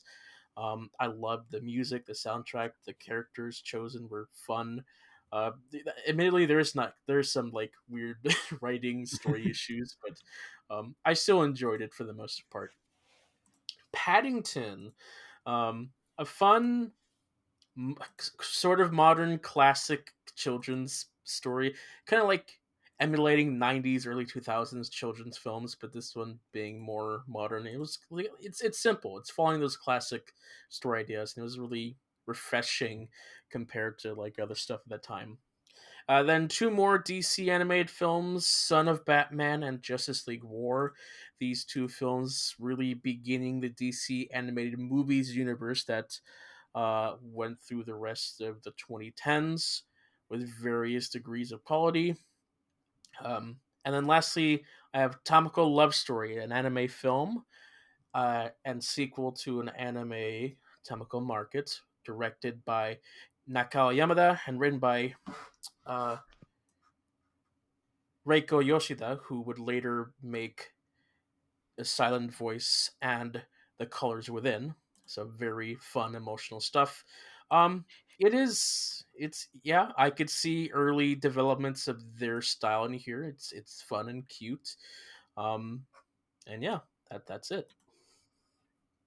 Yeah. I've seen John Wick, and I like the first John Wick more than some of the later John Wicks. The Maze Runner, I remember having a great time with it. Wes Ball is like a really good director at working well within his budget. Um, Batman Assault on Arkham, I liked it at the time. I haven't seen it since then.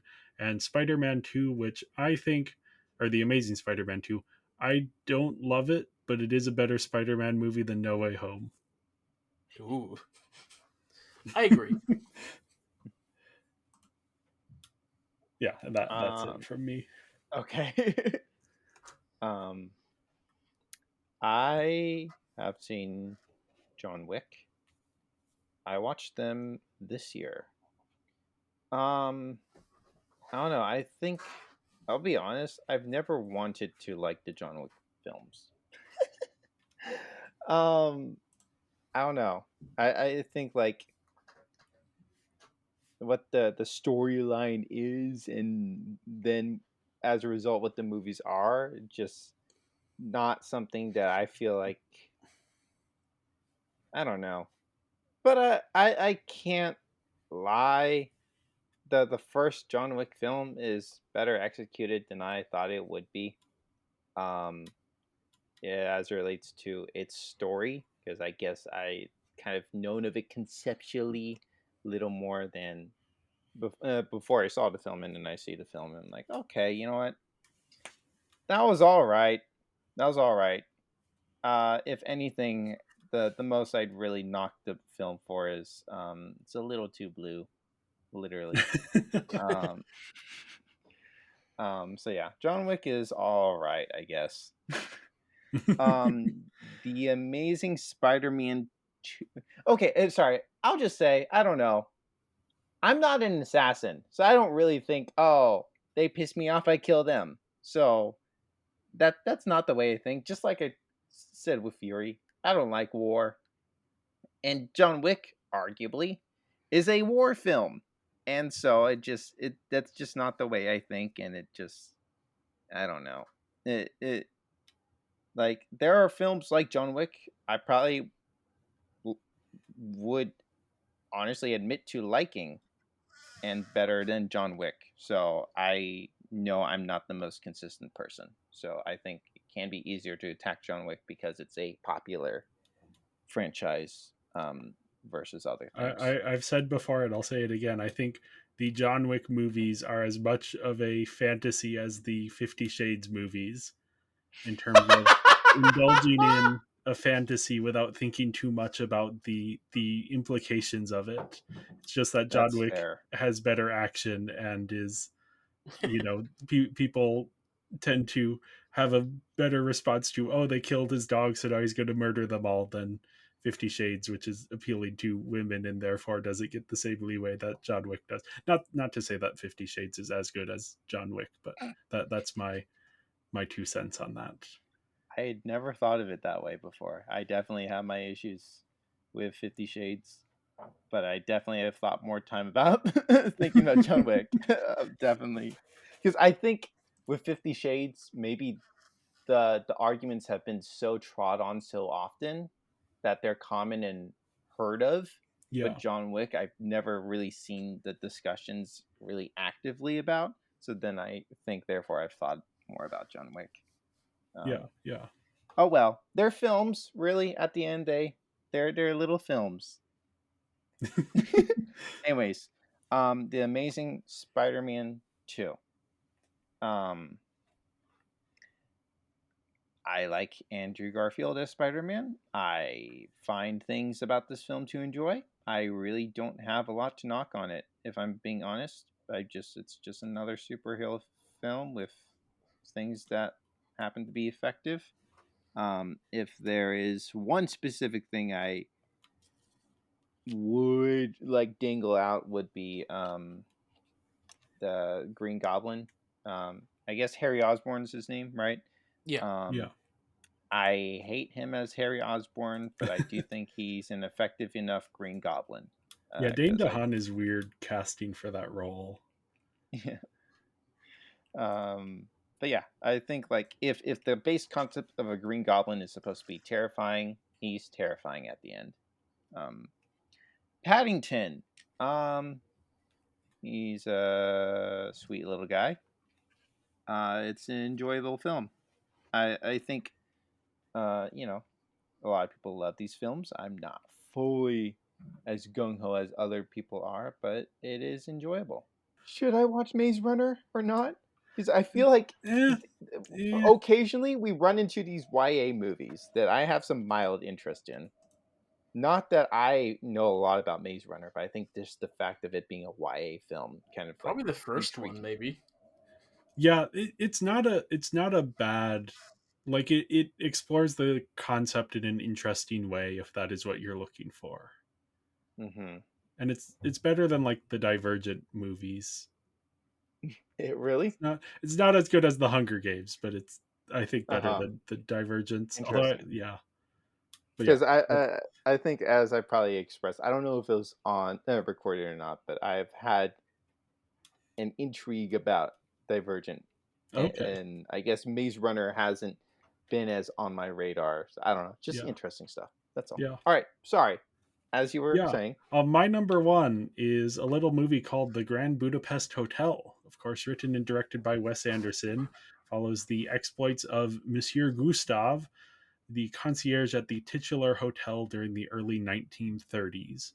And yeah, it's a series of wacky misadventures with sort of hints of a bigger social and political issues sort of peeking through at different moments.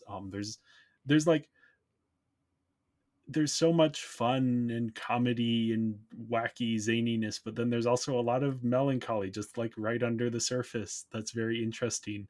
This is probably my favorite Wes Anderson film. I think this was the first of his that I watched.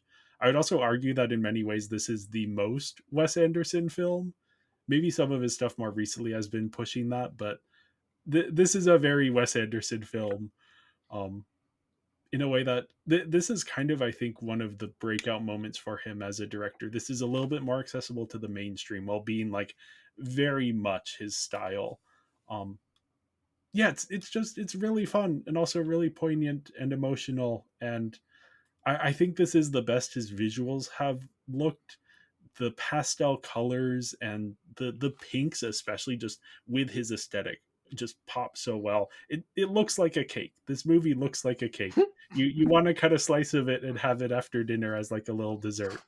um and also just Ray Fiennes, all of the performances are phenomenal, but Ray Fiennes, he's so charming here, but with that hint of melancholy beneath everything that just, it adds so much depth to his character. And yeah, I love this film so much. Yeah, it's also my favorite Wes Anderson film. Uh, yeah, everything you said, it's good. Best Nolan and best Wes Anderson in the same year. I saw a scene from this film, kind of like the little hotel chase at the end. Yeah, I saw that a couple years before I saw the movie, and Wes Anderson, has a very strong, distinct style, strong colors, and so visually, that movie had stuck in my head, and I'd been interested in the movie.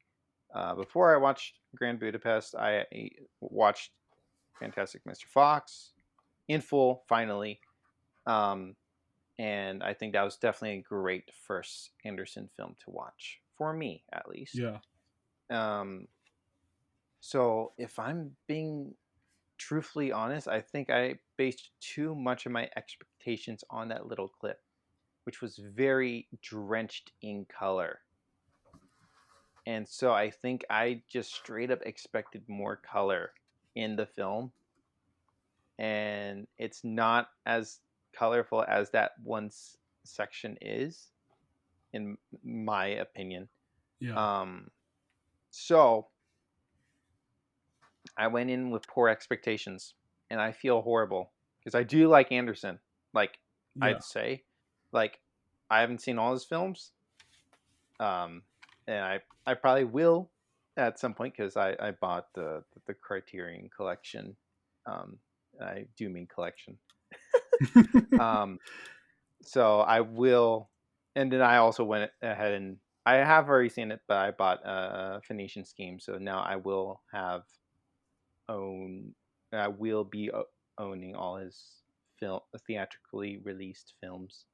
Um, so I do want to give it another chance and truly give it a shot for what it is, because sometimes expectations are the worst, and I feel so bad.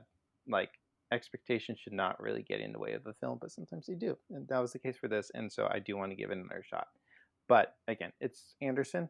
He makes good films and enjoyable films, and so there is still lots of enjoyment to be had from this, and I certainly do respect him in this movie. So, do you want to give it another shot? Moving on. Oh yeah, my turn. um,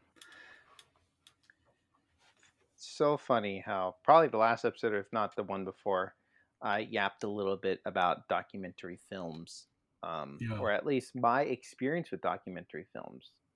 My number one is a documentary called "My Love Don't Cross That River," which had been on my radar. Um, I don't know how, but then again, if I have 4,000 films on my watch list, then I can't keep track of that and Yeah, how things appear on my radar. Um, but then I was looking on Vinegar Syndrome because there's a Korean movie I had, sorry, Korean movie. I I think a fun thing to do would be to collect all like Korean films on 4K, because there aren't many released on 4K. Um, and so there was one I found out about that was on Vinegar Syndrome, which is like a monster film. I want to mention it to you, John, at some point. But like from the 60s, a Godzilla knockoff, probably not well rated, but it's like, oh, why not? But then I was looking on Vinegar Syndrome because no, actually, I think it was the reverse. I think I went to Vinegar Syndrome because of My Love Don't Cross That River and Sea Fog. Both of those I purchased and then found Okay. out about that 4K. Um, and with that on Vinegar Syndrome, they had like, exclusive slipcovers. And if you know me, I love my slipcovers. So I said, well, you got me. So I got this three, which qualified for $100 free shipping thing. So that was kind of the hope, goal, and mission accomplished. Yeah. So that gave me a great opportunity to watch this. And I think I mentioned about documentary films. Why can't I just read the information? Because that had been my experience with documentary films. Yeah. So this one challenges that. This one shows an aging elderly couple from South Korea, and you're just living in moments with them Mm. and just seeing them, love each other and live life, and it's beautiful, adorable, precious, and that is something that cannot be communicated via text. This Yeah. is while as this is very much a snapshot of a period of life, like this arguably could be read on a sheet of paper, the information here, and you you would kind of just move on. And this truly is the most effective way to communicate what is being presented. And so um and that is probably what a documentary film should be. Again, I've not seen a lot, so I don't know, but this definitely was a good little um, film to kind of help me think about things about what a documentary is. Mm-hmm. And then the film itself, yeah, just beautiful. It's a beautiful film. And like um, the title insinuates, my love don't cross that river, and so it does deal with um, the the idea of death uh, that haunts everyone, but especially those aging. Um, so yeah, it's a really really good, beautiful film documentary. I recommend it. So I'd love to say more details. And again, it's a simple film and Yeah. a little bit, like I said with the title, a little on the nose, but yeah, it's just a good thing to experience. John, have you seen this one? No. Yeah, I haven't either, but even just looking at the trailer here, yeah, it looks very very well made and very sweet. And yeah, it's that kind of the documentary style which I tend to gravitate more towards, which is a little bit more observational, less narration and b-roll, and more, hey, let's just watch and follow these people as they live. um so yeah, I'm definitely curious to see this one at some point. Well, moving on to my number one, I have the 2014 Godzilla film directed by Gareth Edwards. Yeah, this is the film that really got me into Godzilla. Like, it made me a super fan. Like, I was excited for this thing to come out, and in preparation for this film, I decided, I was like, I'm gonna watch all the other Godzilla films. I only managed to get through like the first Showa era of like the '60s Godzilla films, and so um, it was my first experience, I guess, watching subtitled for those classic films. Although I did specifically try to watch the dub first. Okay. If I couldn't, I was forcing myself to watch subtitles. So um, one of those early remnants. But yeah, this is the film that really got me to love Godzilla. It's, I think, the best American-made Godzilla film. Okay. Because the only one before this was like the '98 one, which wasn't good. I like the sequels too, but like this is the one that I like the tone. Godzilla himself only has about like what 10, 15-ish minutes of screen time in this film. Yeah. Not a whole lot, but boy howdy did Gareth know how to direct Godzilla. 'Cause every time like Godzilla is on screen, like it's like, oh, it's so cool and ominous seeing this on the big screen. You get to see the size. Like even there's moments in here that got me like shocked and surprised. It's like, oh, I wasn't expecting them to do this in this film. But like I was so excited when they did it. It's like, oh my gosh, it's like this classic thing that Godzilla is known for. Um yeah, I mean, like I said, depending on how I feel, Interstellar could be number one. This could be number one. I love both of these films. They're both some of my favorite films. Like the whole next year, like I was constantly rewatching these two films. Like I was forcing my parents to watch these films. It's like I need to sit down, watch the poor uh uh online version 480p of these films because I didn't own the Blu-rays. It's like, I need to watch it. I have to constantly watch it. There's a lot of really cool imagery, great moments. Um, I think some of the later films have done better action and better scenes, but I think as an overall product, I like the story and writing in this better, more. Even if I really wish there was more screen time, and even if it's a dark screen for most of the time. But I really liked it. I still really love it. I think it's really cool and I love it. Yeah. I have not seen this in a while. I saw this. We went to the theater together, and I remember the Yeah. experience of seeing it in the theater, and the scale was just so impressive. And then I do remember watching it at home, and it like diminished a little bit for me. But I mean, I'll probably revisit this at some point. I Um, remember your one thing that you said about after watching the film is like, "Oh, I think Godzilla looks cute," and I was like so offended. I was so offended by that remark. It's like, what? What are you talking about? I mean, have you seen this version of Godzilla? He's a little bit Yes. adorable.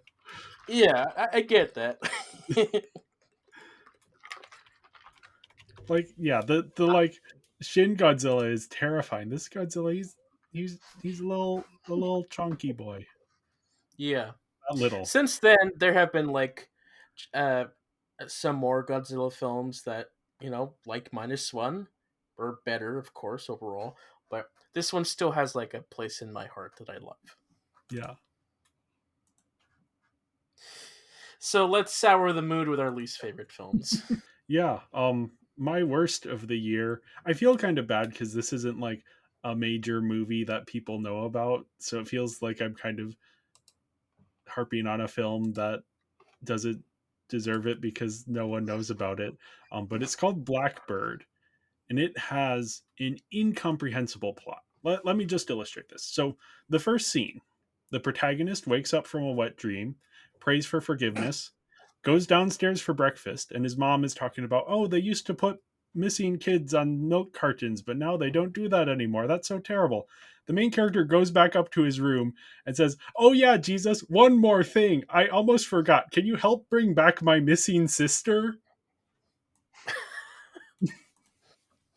This is how every plot point in this film is revealed as an afterthought in another scene. Like a character gets pregnant at one point, and that's like there's a different scene going on, and she like runs out to because she's feeling nauseated, and one of the other characters is like, "Oh, she must be pregnant." And that's how that plot point is revealed. I was trying to refresh my memory by reading a summary of this. I don't know if I missed something or if the summary missed something. I think the summary got two characters confused, but I don't know if I got those two characters confused instead. It's it's impossible to figure out what is going on scene to scene in this movie. It just does not cohere in any way. It it sounds more interesting than it is though, because you're watching it and you're just like, what is even what? Um I also have some more spoilery thoughts for the ending. Again, you don't need to skip this part if you haven't seen the movie. This isn't worth seeking out. It isn't so bad it's interesting. It's just it doesn't work. So the mom finds the protagonist and the love interest making out and freaks out because she's like, "Oh, you being gay is like the reason that your sister has disappeared, and that God won't bring her back until you stop being gay." Um, so the pastor of the church tries to exorcise the gayness out of him. He finally like runs away, but then like goes back to his mom's house for some reason sometime later, and his dad and the pastor are there. Turns out they found his sister and everything is okay now, and the mom is now fine with him being gay. She does not have to ever consider like any of the things, the like trauma she instilled in her child. It's just like, oh yeah, now everything's okay. Or like the mentality that led her to that conclusion. No, it's just like, oh, everything's okay now. Um, yeah, it's wild. It's not even wild. It's just like it doesn't work. There are a few things I like. There's a gay best friend who is just like very chill and not coded, and I like not coded in a way that you would expect the gay best friend character to be. To the extent that I didn't realize that he was supposed to be gay for like half of the movie, which like they aren't hiding it. It's just like I was not expecting that. Um, and then also the protagonist's dad is like not even a tiny bit homophobic. Like he's talking to his son about it. It's like, oh yeah, I made out with guys in high school. Your mom dared me to. So that's like that's a nice scene. Yeah, again, I feel kind of bad. Like this is the same director as Punks, which I talked about for our best of 2000 list as one of my honorable mentions. And like, yeah, this is a film that is dealing with like marginalized communities and trying to tell the stories. It just like it doesn't work. It's very sad, but it just does not work. You know me. I have not heard or seen this. Yeah, I certainly haven't heard of it. Sad the movie isn't as entertaining. I wish Crazy Things would be entertaining. Sometimes there, Speaking sometimes of, Oh there. no. Yeah. I was just like I was just like obviously I was just gonna lock in and just start talking, but then you just say speaking of and for some reason it just hits. It just hits. Okay, so 2014, wonderful year in cinema. A lot of people's favorite films have released this year. Unfortunately, God Made Me Different, and I must be on the opposite end of the spectrum. And my least favorite film of all time is released this year. It's called Lucy. Um, I um, I did watch this movie for Chae Cheek. Um, I think that's how you say his name. Who is the actor who portrayed Old Boy? So I was just like, oh yeah, Korean guy, Hollywood production. What could go wrong? Not Hollywood production, I Everything. don't think though. I think it's French. I mean, it is a The French direct production. Yeah, the I know the director is French. yeah, because Europa, his studio. Um, I guess maybe So is Universal it? was involved, but yeah. Anyway, that doesn't have anything to do with Mm-hmm. anything. This being a French film Yeah. explains a lot of the weirdness in it, I think. Okay. Um. Okay. Well, I guess like it's easy for me mentally to think like Hollywood because Scarlett Johansson Yeah, yeah, it and it made definitely is. money. Yeah, It's the major it's majorly spoken in English. Morgan Freeman has a cameo role, so I think my brain immediately oh yeah, says, yeah. "Oh, it's a Hollywood production." Um, I now I'm very intrigued to hear what Jay's gonna say because, like I said, or I think before we started recording, I like hearing different opinions. So I'm actually really excited to hear what he's gonna say. So we have very different opinions, and that's okay. But I don't like Lucy. John has probably heard me cry about this movie for so long, and I want to Yeah. try to condense it. I don't want to cry for too long, but I don't like this film. I just I I think it's pretentious, and I don't like to say that word. But like at the beginning, like the way it, like, and it's not even like pretentious as in like when I was saying earlier, like I don't think you should pause a film. It's just like oh, we're making connections. Isn't this cool? It must be deep. Like at the beginning, it kind of like cuts between like animal life and human life, and like it kind of becomes obvious what they're trying to say, but it just feels ridiculous. And and then Morgan Freeman starts talking and like how animals do this, and we same as us humans, and then very wonderful, arguably lovely montage happens, and I can't believe it.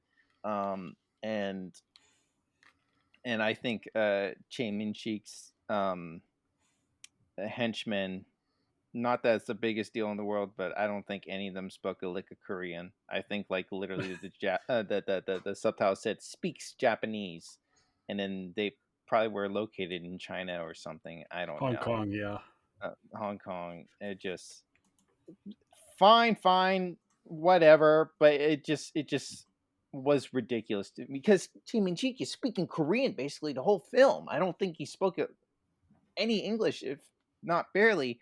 It's not like he's speaking any other language. I just don't know how anybody's communicating. Does everyone just know Korean and they're able to communicate with him? It's not the biggest plot point of the movie, but it's just like it just is ridiculous to me. Um, I just Scarlett Johansson calls her mom. And she says something that I cannot believe she said. And um I just I hope she got paid a lot of money to say the thing she said. Um man, I just I So Jay, and then no, wait. And then the movie just keeps devolving, and And I'll say this. Conceptually, like initially, when I first finished watching it, I really wanted to give as many flowers as I could. I think it is conceptually interesting. What would happen if you use 100% of your brain? And that's an interesting concept. But I just really hate like everything it did. Like just like when there's this one scene when Lucy has to get from one place to another, and she's basically becoming supercomputer, but she's like, what is it? Um, sorry, so she's supposed to be like this all-knowing, basically supposed to know what to do, but then she deduces the fastest way to get from one place to another is to go the opposite way on a one-lane street and basically just kill everybody that's in her way. Like, I don't know, don't do that. Like, it shouldn't be. Yeah, it's a movie. It shouldn't be this deep, but it just irks me so much. And I just, and the ending, I'm just like, why, just, and then like the goo that happens has like a basic drop shadow. I just don't like this movie. I want like a okay, Jay, you can go. Yeah, I mean, I can't really mount a defense of this film because I think it's I find it fascinating. I had a good enough time with it. It's short.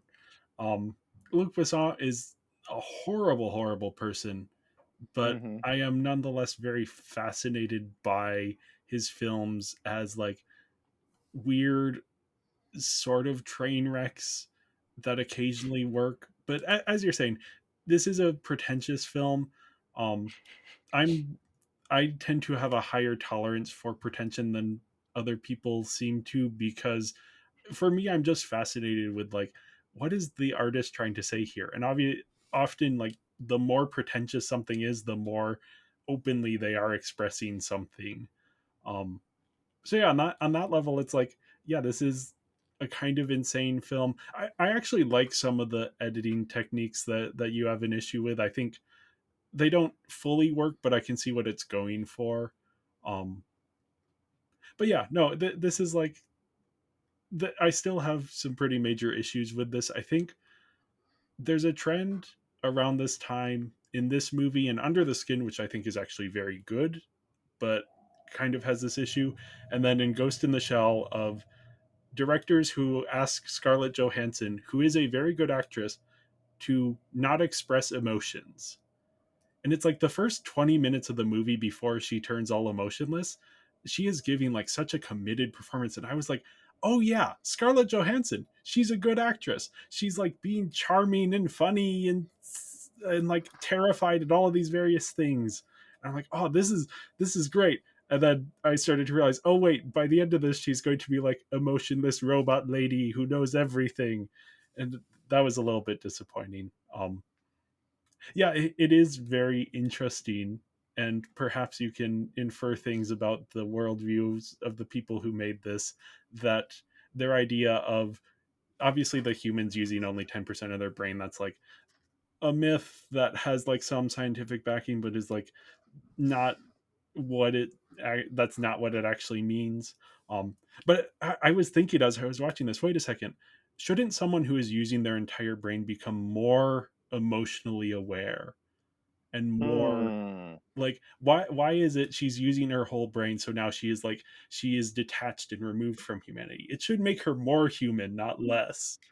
um yeah, I don't know, I think Maybe this she fits wouldn't into go that one like way. that trend of like Sherlock, Benedict Cumberbatch.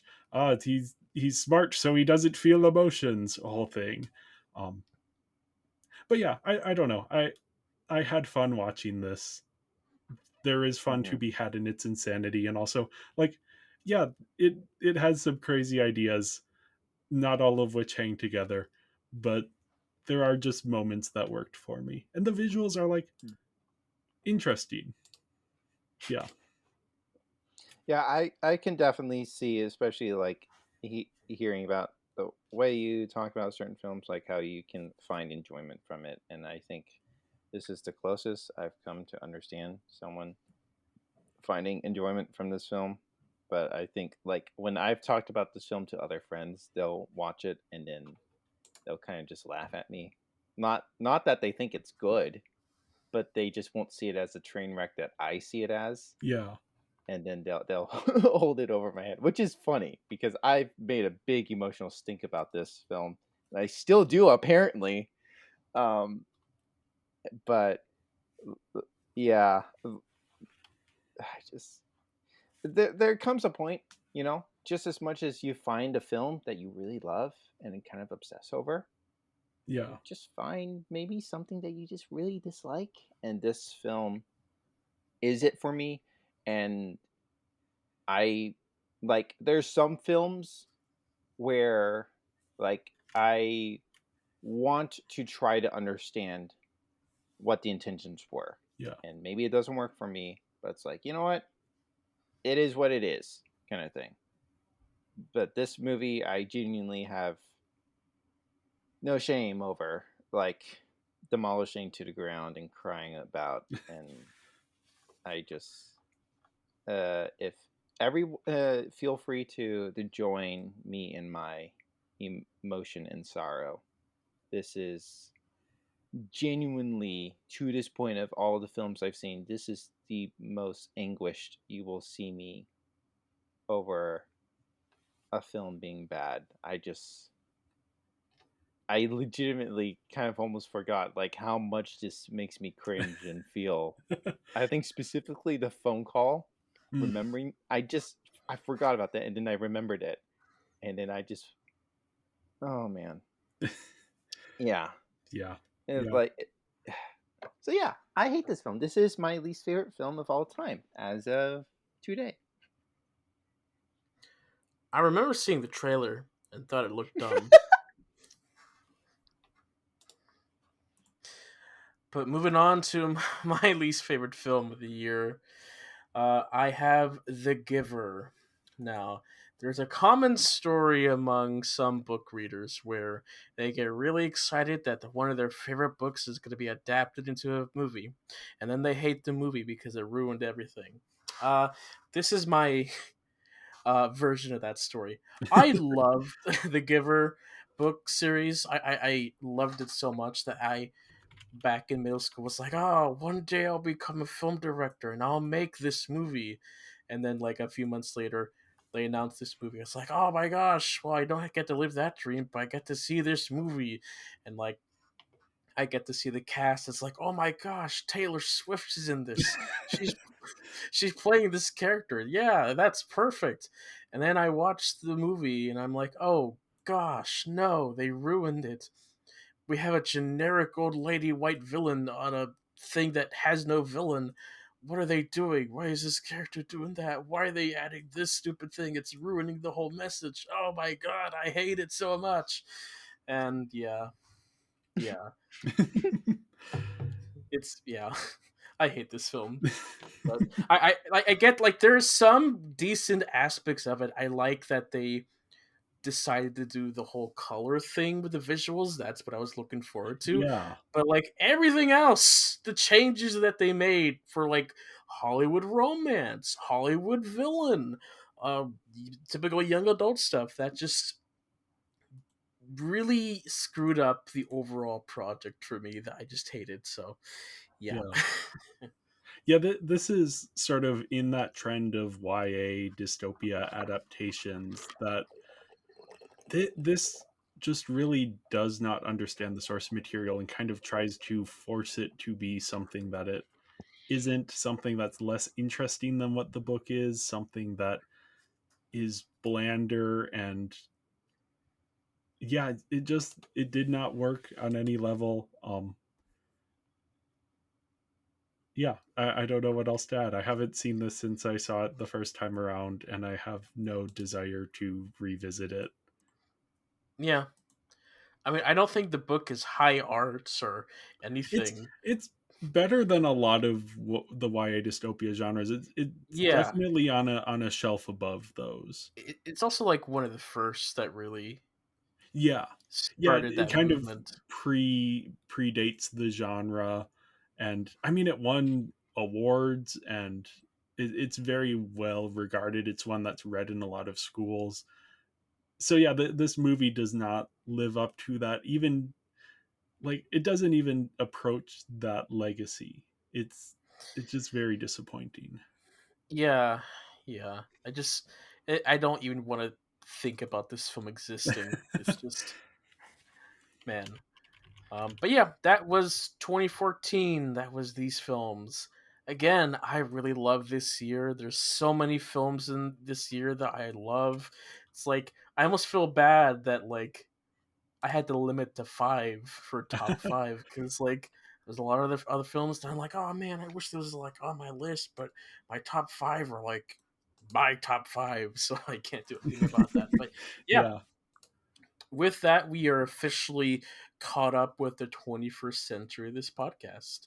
Outside of 2025, which we are still currently in, so we're not done with this year. But yeah, we started this podcast in 2015, and now we've watched everything from the 2000s to 2015 now, which is really cool. And I'm glad that we finally did this. When we first started this series, I really wanted to do 2014 because, again, I have so much love for this year. yeah, yeah. Um, but yeah, in celebrating 10 years of this podcast because we started in 2015. Next month, we are revisiting our top 5 of 2015. We're Yeah. redoing it. And Christopher, you get to experience that for the first time. You get to Yay. see what our old thoughts are, and we get to revisit what our new thoughts are. So that should be a lot of fun. Yeah. Yeah, I'm excited. Been planning this for a while, and now it's finally here. It's finally here. Yes, very exciting. Well, yeah. Thank you guys for listening. We'll see you all next time. Bye. Bye. Bye.